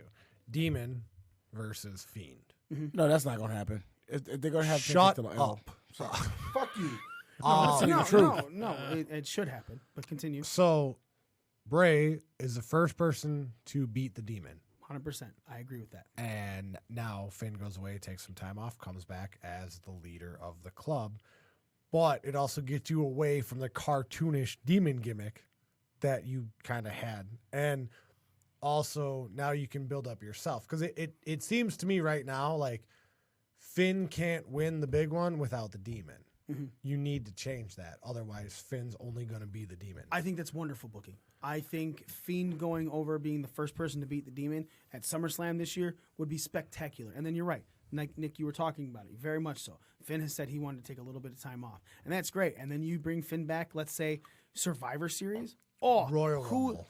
No. Survivor Series. Who's going to be and let's say you do add a fourth person, or a 4-on-4 or a 5-on-5. Let's say you do add a fourth person, and then there's a special person that comes in with the club, and it comes out to be fucking Finn Balor, who's been leading it this entire fucking time. Shit everywhere. Yeah. Oh, like the Wizard of Oz, he's the one pulling the strings. 100%.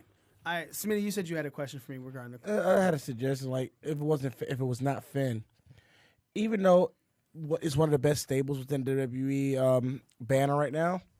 Another member who's also been a member of the Bullet Club, maybe what is Adam? They call up Adam Cole.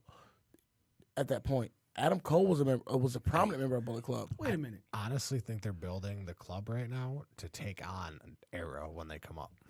I would. AJ's been talking and then shit. it'd be 4-on-3, and you add just 4. So let me ask you a question, Smitty. You're saying that it'll never happen. Demon versus Fiend, right? That's what you said.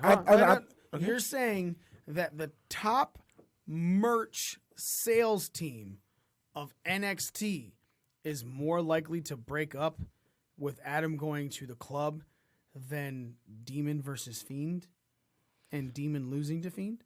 I think they'll be more worried. Like, if it comes to the main roster, they'll be more worried on protecting Finn than they would about anything coming out of NXT right now. I need you to look at it this way, though, right? So Bray hasn't wrestled in, what, a year and a half? Almost a year. Okay. Not a year yet. So he comes back, and he's got this new fucking gimmick. And his mask, by the way, looks a lot better now than it did when he first debuted it. It looked cheap and rubbery when he first debuted it. Now it looks like an actual fitted mask. But what better way to give Bray the rub going into this? He hasn't wrestled, and now he's the first person to give Balor a loss when he's dressed as the Demon. Like, that's all the push you need. Yeah. Well, we've seen just the way they book this company books Bray in general. No, we saw booked how. Bray. Past tense. Let's see what happens going forward, especially because there's a new direction like we all keep talking about. I think people are going to love this new Fiend character. By the way, that mask design, I believe the same guy that designed a lot of Slipknot masks. Yeah. That's what it looks like. No, he's the guy that did it. He's the guy that did it. It's fucking fantastic. I think WWE, to go back to the club, when was the last time there was a really dominant stable, faction, whatever the fuck you want to call them? I mean, really. New Day. So I mean, yeah, New Day would be the New Day, but like a heel stable that just fucking owned it. New Day. No. era. When they were heel? No. Yeah. Dude, New Day hasn't owned shit until now. No, when Day when they first started that legendary title reign, they started as heels. They had a face turn midway through. As what? Tag team champions? Yeah. Oh, where was the third title? They haven't owned shit. But they weren't. They own shit now. They weren't main eventing shit. Right. And, top heel faction, you got to go back to like Evolution or Evolution is about the best there one. you go. I think And that's what I'll talk The about. club would be great right now. It'd be awesome timing. Yeah, there hasn't been a They've faction tried that's done anything it in NXT. Well, they've tried it multiple times with different people, like the League of Nations, and just recently with McIntyre, Lashley, and Elias. But you didn't do anything with it, Right. So Yeah, that would be it. The last time a heel faction ran shit. Legacy. Sorry, it would be Legacy. Legacy, last actually. time- Yeah, because that came after Yeah. Evolution. Because Orton was WWE champion while Cody and DiBiase were tag champs. Yeah, exactly. That's it, man. That's right there. And I feel that the club could built properly. I mean, it already has a huge fucking following. Like, I'm honestly surprised they didn't walk out on Raw with brand new shirts. Mm-hmm. Like, you kidding me? You fucking give me a new shirt? You're heel though, so you don't. Doesn't matter. Fucking I Bullet know. Club Well, was heel. I get Bullet it. Club itself was heel. But they're probably in the works Until of making Kenny up took the new over. logo. Hmm? They're probably in the works of making up the new logo. Fine by me. You give me a new fucking shirt for the club, I'd purchase that bitch. Buy one, get one for $1. What if it's just that gas mask that AJ has on his tights? Or that they've used for... Yeah, well, the what one he used in his Japan You know what? tours? They did come out with new shirts. Now that you're talking about it, Yeah, it says Gallows, Anderson, Uh-huh. and Styles on the back. Yeah. But Yeah. it's The not, old that's one, not isn't it? available on WWE Shop. okay, That, but that it shirt was new. available, Like I've never seen that shirt before. It was available in Japan. That's where they got it. They Okay. put it in Japan. Yeah, it was all for the Japanese tour. Okay. Yeah, and that's what I'm referring to is if you give me something for the United States market that I can purchase myself, it's very possible I'm going to go purchase that. All right, real quick though, spitballing.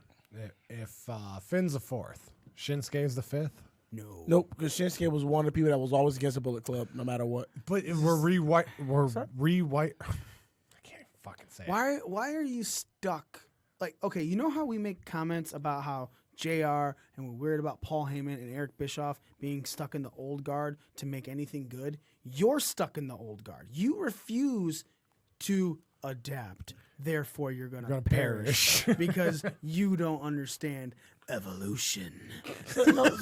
So for me, it's not really about adapting. This is something new to a new audience. Correct. So they can put anybody in there. So why not Shinsuke? Fucking Elias. Like you're talking. Well, in Japan, Shinsuke was against it. Like no, but in America, where nobody really knows him right now, he's for it. I just At imagine. least Elias in a Just Bullet imagine Club. Elias behind Styles, Gallows, and Anderson Playing the the theme song on his fucking electric guitar. Hello, I'm Elias. And this is the club. You do that list really well. I practice a lot with Heather Kaufman's list. So ridiculous. So yes, ladies and gentlemen, Z, let's move on to you with your Extreme Rules. What stood out the most to you that popped that you were like, man, this was really good. Besides the White Claws at B-Dubs. Oh, wow. So you did notice. It's a hard sell. White Claws, Yes, it was. Trulies. Yes, I agree. White Claw is a hard sell, sir. I know, it was like right before we got in, I was like, I'm pretty sure Mikey didn't notice it, and you just said that. Didn't notice how many White Claws he had? I called him out on the $30 of just White Claws alone on our tab. It was 56. That's when you added the Trulies to it. Oh. Whatever. Oh no, that you paid on that you put on the card? Yeah. Yeah, $30 on that tab was just White Claws. Yeah, you're welcome. I plan to pay for it. No, I that's did fine. pay for it. I'm not Anyways. giving you shit. Well, you should, because the end of the pay-per-view is a little foggy. I know. Shock factor-wise, Corbin with the end of days on Becky. Okay. I didn't think we were going that route just yet. But they went. I thought if anything, it would have been Corbin and the Disarmer, but they went a complete 180. Guy hitting a woman. Yep. I don't know if you know this or not, but that leads to domestic violence. It promotes domestic violence. Guy on female violence. Cue the Law and Order. Fuck you. Whatever. She had. I watched Slammiversary. She has no soul anyway. It's cool. So as far as shock factor, like that was good. Sorry, no, I just wish our finisher was called the Dissoler. Get Heyman on the line. As far as match of the night, I really enjoyed Kofi and Joe. Yeah? I did.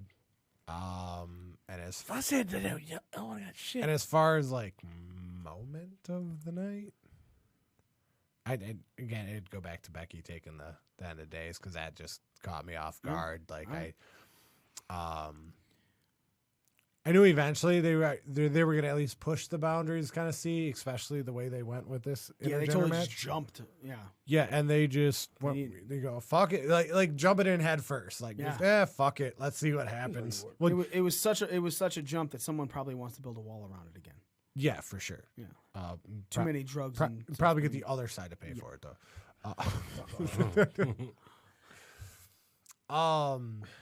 Sorry. No, like I again thought they were building to it. I thought there'd be more feelers.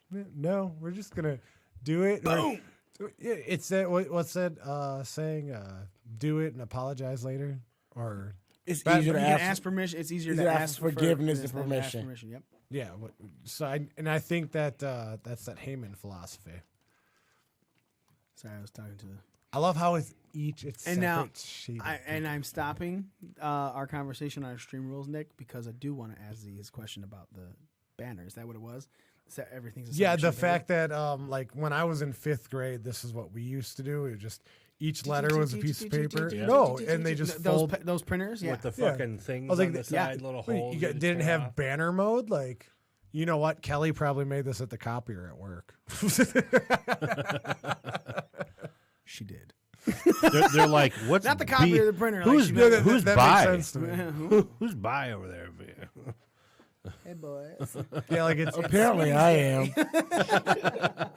See, I saw the joke coming. I kind of tried to intercept Not it. the only thing he saw coming that he intercepted. A lot of cupcakes and a lot of frosting over here. That's not what I thought. It was just pretty simple for you, Nick. Moment of the pay-per-view, and it could possibly be along with the match of the night that you consider. Well, it's a good bar. I didn't have as many White Claws as Z. That's a shame. He has his own White Claw. I did. His left hand. Wham! Claw. His hands feeling kind of funny. The moment of the night was when Z discovered that I didn't have a nipple on my left side of my body. Wait, that really happened? Remember that? He wouldn't remember. Oh yeah, that was after the pay-per-view was over. Oh yeah. See, don't ask me shit about that.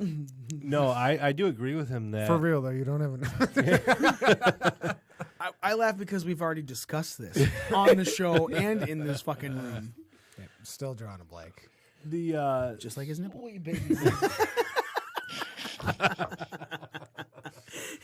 I have so many questions at the show that I probably already asked. The end of days on Becky, I do have to agree, I was very caught off guard with that because I was like, holy shit, they really did it. Not as much as you guys were. You know what, though? The Undertaker match, I got to say, a great way to kick off the pay-per-view. I knew that they were kicking off the pay-per-view with that match a couple hours before. It had leaked on some site.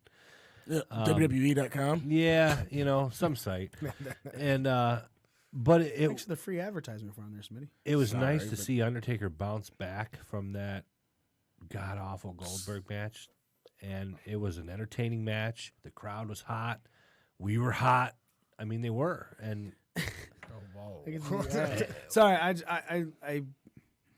I laugh. I'm not mocking what you said at all. it made me laugh because there was a huge botch in that match. That wasn't because some dude had a fucking concussion after dinging.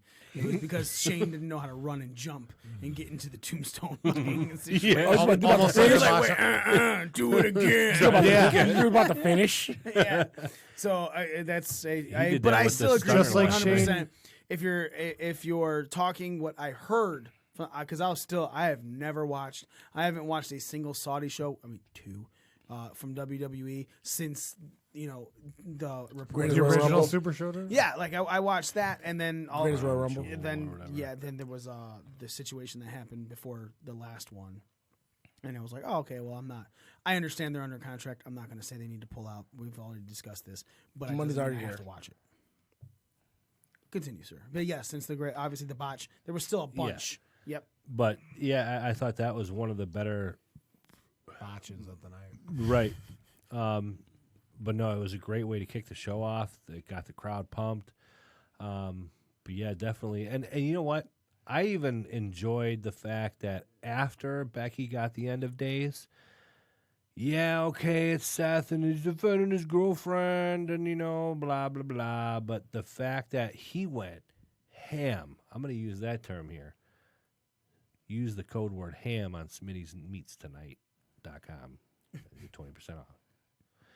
But he fucking annihilated Baron Corbin with the kendo stick, and it was a great reaction. I thought that was really entertaining. I'm sorry for interrupting you. No, you're fine. Let me ask you then, because I read something. I'm not going to say who. They said it seemed to be that Becky needed her man to defend her. Is that how you felt with that, or did you feel like that's the way that any significant other, man or woman or not, should act when somebody takes some, like, that's kind of like, so Lacey comes out and she hits Seth in the jewels. Becky comes out and beats the shit out of Lacey. Yeah. And a pay-per-view ago. Right. Well, Baron Corbin fucking laid his hands on Becky, so Seth goes nuts on Baron Corbin for touching his woman. Is it defending her, or, I can handle this a little bit? I'm not saying women can't defend themselves, anything like that. I don't want anyone to go anywhere with this. But do you feel it was better? Obviously, so that's how Seth should have reacted? I think so. I think that's how anyone in real life would have reacted. I mean, he didn't push her to the ground. He gave her his finishing move. For all intents and purposes, it's the end of days. In other words, situation-wise, right. it makes sense. So, I mean, I think the way he reacted was fine. I mean, yeah, okay, Becky beat the crap out of Lacey for hitting him in the nuts, whatever, but I think it was definitely different for Seth. And it wasn't him like, my woman needs to be defended. It was, this is how you hurt my woman. Yeah, it's not like I'm about to fuck you up. It's not like Seth was anywhere in the vicinity. Baron caught up with Becky and put her ass down. Okay. Yeah, you can't accidentally give somebody the end of days. Like, there's too much to it. Right. He didn't accidentally run her over or anything. He put her ass down. Okay. I'm not in the same boat when it comes to end of day spot. Like, because you like beating women. No, it's not that. Because like I say, stereotype. Fuck you. I will beat your ass.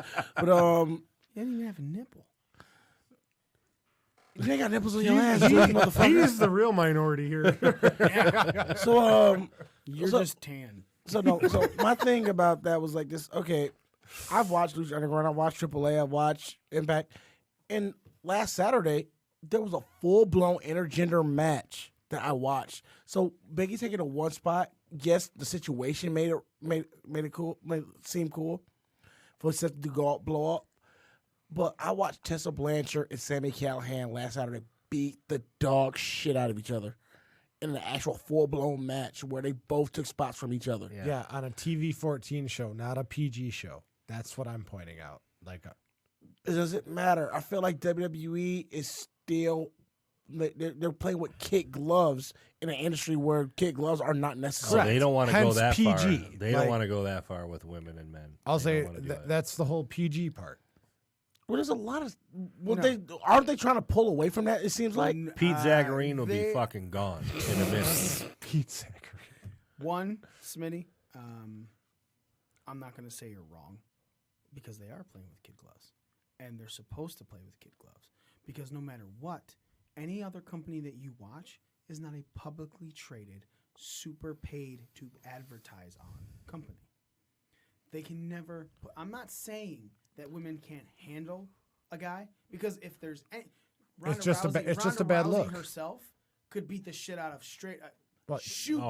Beat the fuck out of a lot of guys on that roster. Yeah, absolutely. However, in a situation like that, where she caught the end of days out of nowhere, I don't give I'm a not shit. denying that part, that point.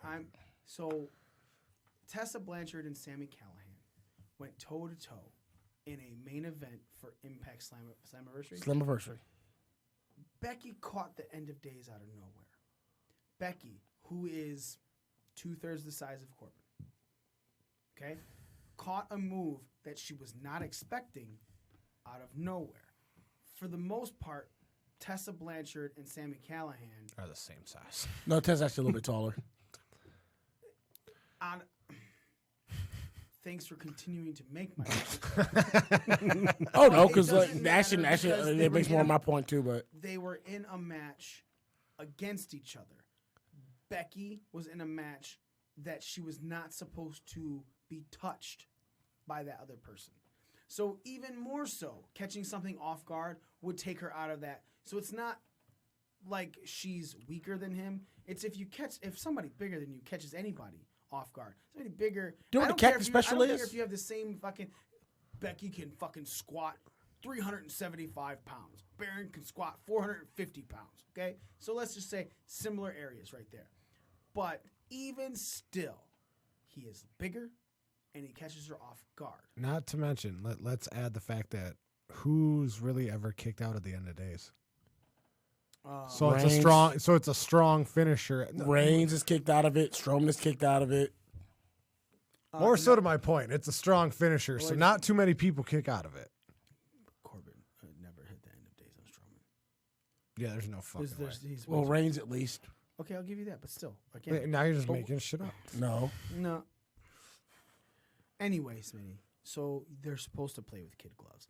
And the spot that they had it happen is a situation where anyone, if you, Smitty, were hit with that, okay, maybe not the end of days, but again, if anyone hit you with I'm going to say, didn't we have this whole conversation about how the end of days was? Is the like self-rock bottom. Yeah. It's the worst fucking finisher in wrestling.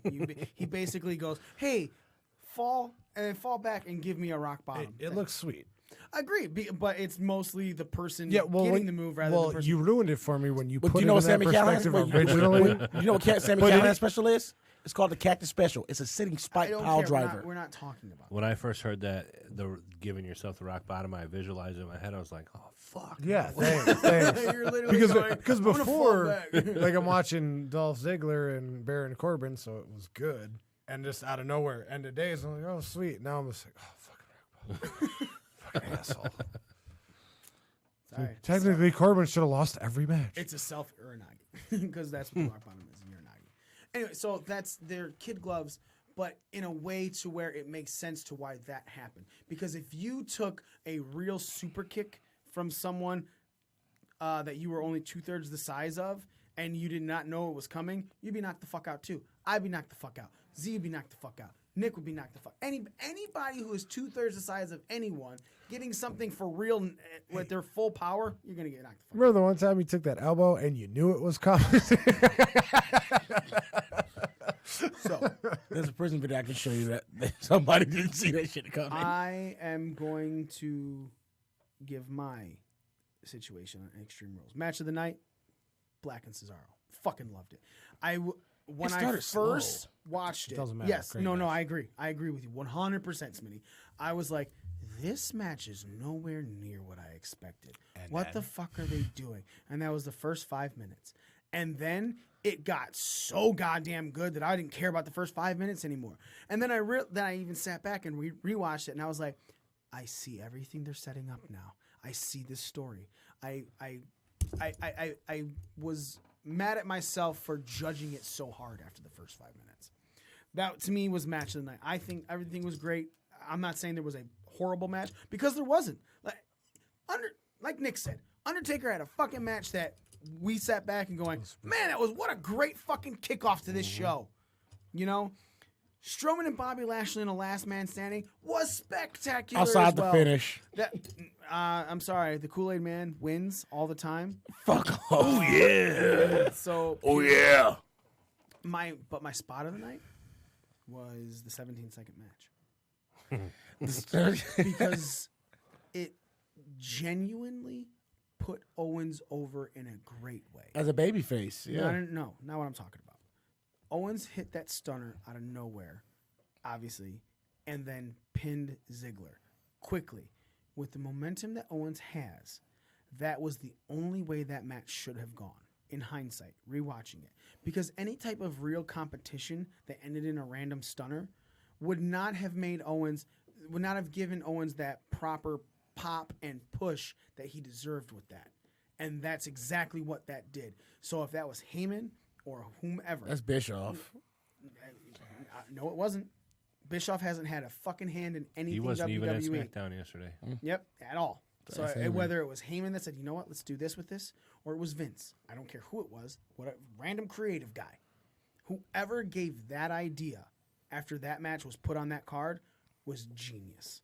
That's the best moment that Owens could have had with it. So to me, that was the moment of the night because of what it did for Kevin Owens' character in WWE. Z, you have a question? I do. With with your favorite match of the night being my second favorite match of the night, I have to ask you a question. And how did you feel about the rematch on SmackDown?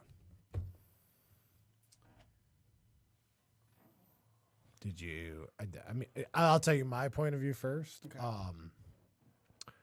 I wasn't cool with it at all because it seemed like a Cesaro squash match right after that awesome match they had at the pay-per-view. But at the same time, I thought about it, and Shane even says, like, as he's walking down to the ring, like, oh, you're a Raw superstar. What are you doing here? Blah, blah, blah. So if they're going back to separate brands, like, okay, that's one way to end the feud. And he didn't exactly look weak. He just made Alistair look really good. You know what I mean? So what were your thoughts? I don't want to say it was a squash match because it's not He like did get some offensive. it's not like and decent technical offense. Yep. And Oh no, even that big boot right when he switched momentum. I mean, it didn't last long, but Right. it was a good match for how short it was, in my opinion. And yes, and that's what it is. As long I don't care. Matches like that. And it to was be a much more equal contest at Extreme Rules. Yes. And yes, Cesaro looked weaker to Aleister Black, but at the same time, it shows Aleister Black and how he learns from his opponents to move forward rather than. I don't feel it killed any of Cesaro's momentum because he's, there's that He's on old Raw. adage. It doesn't matter who goes over; it matters if you get over. And both guys, I still feel got over in that match. And part of the reason I considered it a squash match is half of that match was a little blurb while there was a commercial. Yeah. You know what I mean? Like the match starts, okay, this is good. They come back. Cesaro's got a little bit of momentum. Then Black Mass, it's over, which is fine because now you're making the Black Mass as devastating as it should be. Mm-hmm. But and Cesaro even spit out his mouth guard and sold it a little more, Right. which just goes to how good he is. I just don't want to see him get buried again because they're actually finally giving him something. I sorry. don't think he's going to get buried. I feel that they are setting him up for good things in the future. Obviously, I could see a good showing in the Rumble for him. It could even come down to a match between them at the Rumble, and maybe Cesaro goes over, or this builds up to Mania. Yeah, where Cesaro I was goes thinking over that. over Black because it's his Achilles heel right now, Yep. and that's fine. I'm all right with that. Or Also- for now, they're on okay. separate shows. Going So separate days. that was going to my point. Let's say I think this is where the wild card rule, to a certain degree, comes into it. Has a good factor to it. I think there's Having a Raw superstar lose to a SmackDown superstar on their brand, on their designated brand, I don't think it hurts them too much. Yeah, I think it's a good build. Now, we're almost done here. I know we said we were going to get a Raw and SmackDown and the repercussions. Smitty, are you okay with Seth Rollins being the challenger for Brock Lesnar's title at SummerSlam? Yeah, I'm all right with it. It's just proving the whole thing when they said about no rematches is just bullshit. They just No, it wasn't. found a way to no. They just find a creative way to give somebody a rematch. That's fine. It's still not a rematch. It's still the same thing. They It's just not a found a rematch if creative you way earn to an do it. opportunity. He's the number one contender. He's not going for a rematch. He earned an opportunity. Nick, how do you feel about Seth Rollins being your number one contender for the Universal title? I'm okay with it. I mean, this has got to be it, though. If he doesn't win? Yeah. All right. Z, It's got to be it. how do you feel about Seth Rollins being the new number one contender for the Universal Championship? I didn't mind it. I thought the name of the battle royal was a little kid glovish. Is that what we're going with now? But you got one Crossband All-Star Top 10 Battle Royal. Yeah, say that 10 times fast. Crossband All-Star Top 10 All right, I wasn't being serious. you got one of the biggest pops out of that thing, though. That was cool. I don't mind it. I mean, and here's the thing. It's one of those things where they stuck with the fact that they're like, all right, listen, we're not giving anybody rematches. Like, you don't. Somebody just try to argue, this is a different way to give him a rematch. Yeah, but he earned it. Yeah. You know what I mean? Like, they wasn't just given. given to you because you have some contractual thing. It was, I had to fight 10 other fucking guys, and I won. So I say it's a creative way outside of the whole to give somebody a rematch without the whole contract negotiate, the whole contractual thing. So, I'm bored with Rollins. As I am too. I have in the been. main event, and I said it on Twitter after that happened. They're literally Rollins right now is the Roman Reigns. Sorry, he's winning everything. He loses here to make him look a little bit weak, and then comes right back and is a strong motherfucker. The only difference is he's going up against Brock, and even Roman went up against Brock and lost a few times. I don't think he's going to go over at SummerSlam. I don't think so either. No. I don't either. And my final point for Raw or SmackDown this week is a question for Smitty. Remember earlier when I said I wasn't baiting you into something? It was a legit question. This is 100% a bait. So I'm just wanna. You so get the bell ready. I'm letting you know. Do you remember when you said you didn't like how Shane McMahon had his stable of boys and giving them? Listen to me. And the only reason that you hate, don't leave it alone. The only reason you hated where Drew McIntyre was is because they killed him with the Roman Reigns push and then made him look like crap afterwards. To which Shane McMahon then brought him out of obscurity, which we're arguing that it's a good thing for Drew. Well, then on Raw, Drew McIntyre had a match without Shane McMahon and got pinned quickly by Cedric Alexander, who had not been featured on Raw until last week, and then this week got the win over Drew McIntyre. So you hated how Drew McIntyre was being used with Shane McMahon, and they fed him to Roman Reigns to kill him.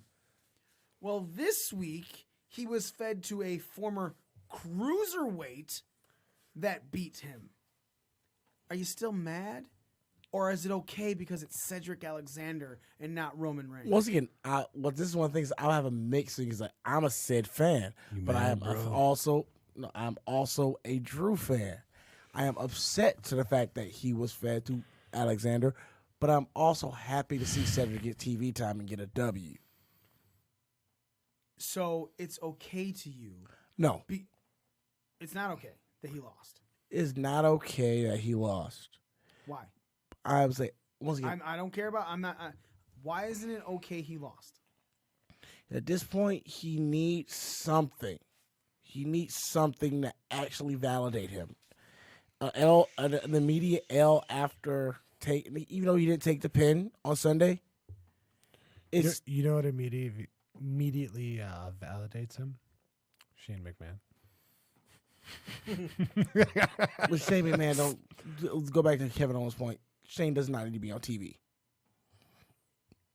But he's going to be. So it's not okay that he lost to Cedric Alexander.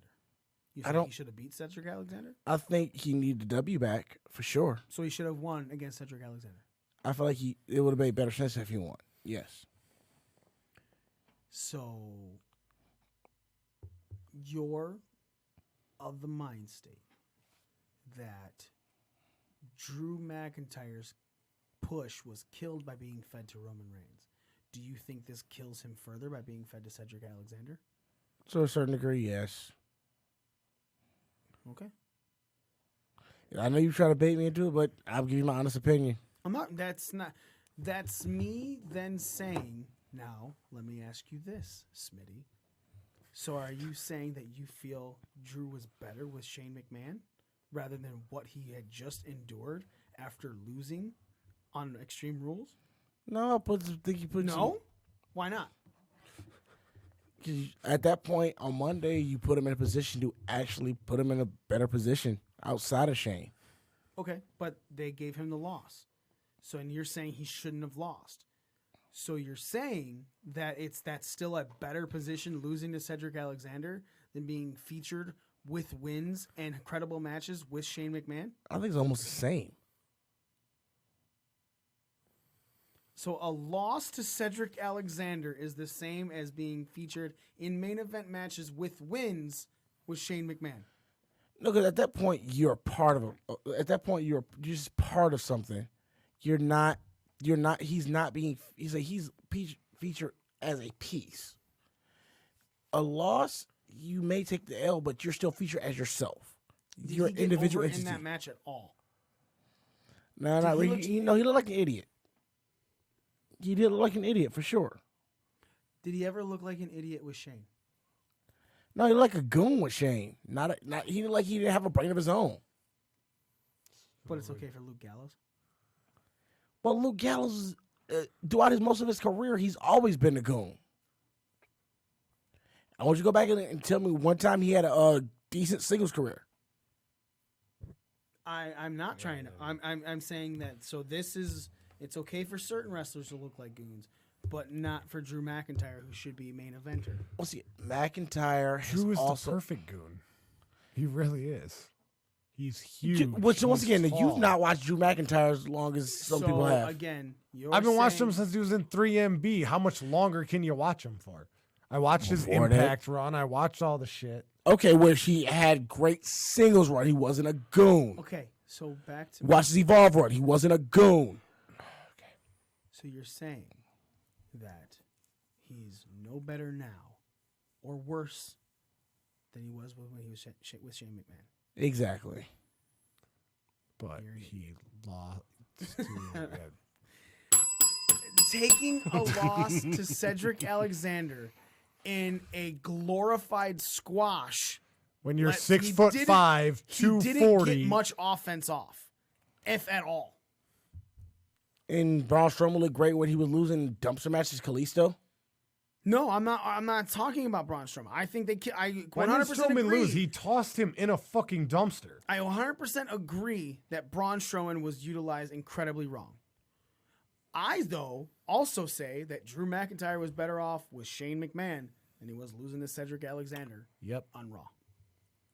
You, on the other hand, that's just pure mathematics, are just sitting there to argue a point that is moot, that makes no sense. No, I say you pretty much made him like a brainless goon since he's been back on the main roster in general. Which was better with Shane McMahon than losing to Cedric Alexander. You haven't made him look brainless. You just made him look like a goon. I mean, the guy gets on the mic and talks. I mean, he doesn't sound like an idiot. So he's not brainless. He's Diesel without the actual winning for worth shit. Well, let me rephrase that. He's Diesel without having any payoff. But first of all, I see two good quads. So Diesel without payoff. How do you know there's no payoff? So since he's been back, how long he's been back? Almost 6 months now. Ooh, a whole 6 months? A whole half a year. But you're saying there's no payoff. How long was Diesel with Shawn Michaels before he went and a year? Yeah, a year before he even wrestled a match. He was his bodyguard for a year before he ever wrestled a match. And at that point, Diesel within the WWF did not have a track record. McIntyre's had a track record within WWE and outside of WWE. Right. He had a As track one of record- the most dangerous people in the WWE. a track record that killed his push, that when he was with Shane McMahon was being built back up. Which, once again, that goes back to my original point. They shouldn't have killed him that way. But your original point doesn't matter, sir. You're saying that he needed to be built back up. Yet, when he left Shane McMahon, the first thing they did with him was have him lose in a glorified squash match to a cruiserweight. And yet you're still saying that's just as bad.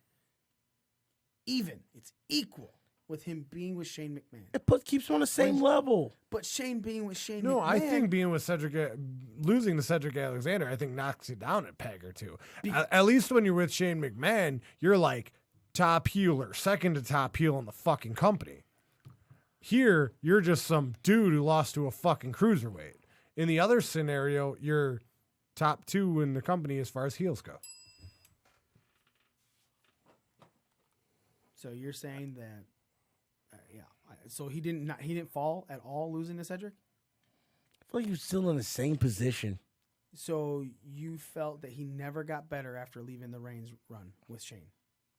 Because I feel losing to Cedric I think he got more Alexander- TV time, and that's about it. I feel losing to Cedric Alexander put him right back to how bad he was against when he was facing Reigns. Yep. I was going to say, if not worse. Losing to Reigns is one thing. Losing to Cedric Alexander when you're 6'5", 250 some odd fucking pounds versus a guy who's literally as big as your leg. I might have a different opinion next week if he faces Cedric Alexander and beats him, or even after SummerSlam. I think this But is the fact Cedric's that you- little push. The fact that you just lost to Ced, who hasn't been on TV. Like other than McIntyre the should week destroy before. him in the next match. Like if they meet at SummerSlam, and let's say they don't meet between now and SummerSlam, the SummerSlam match should be like a minute of Drew just beating the shit out of Cedric. If you're So going to he's build gonna him back complain to that that you heel. destroyed Cedric Alexander. No, I wouldn't complain about that because personally, as a fan of Cedric Alexander, I was happy to see him win. But everything else, I was angry to see Drew McIntyre take that L after the night before. Mm-hmm. That's fine. And I stand by the fact that you're going to just argue your point no matter how wrong you feel you are. I don't feel Wrong.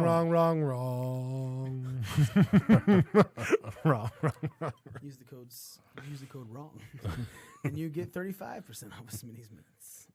35% because I'm that's how sorry, many wrong seconds it took wrong Cedric percentage. We meant Alexander to beat- 30. Hashtag wrong is 30%, not 35. We were wrong again. Ain't no meats like Smitty meats. And don't worry about that smell. That's how you know it's wrong. I ain't never been burning like some people in this room, probably. Joe's oven, your meat. I mean, we got a whole smorgasbord over here. Once again, I've never been burned like certain people here in this room, probably. I don't know what that means.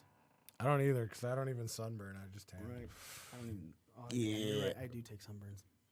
My kid mocked me for that the other day. Did she? Fuck. She smack you on the back. She goes, "Dad, do you sunburn?" It's like, "Yeah." She goes, "Oh, I don't. I must have got that from Mom." Ladies and gentlemen, that is it for us. Thank you so much for listening. Thank you so much for watching. Make sure you follow us on all of our social media at BDRcast. Breaking Down the Ring on YouTube, youtube.com/Breaking Down the Ring. We are your ring crew. Smitty, I was drinking. Yes, well, Moot, Z. your new ring crew champion, Nikki Cross. Nikki Bella.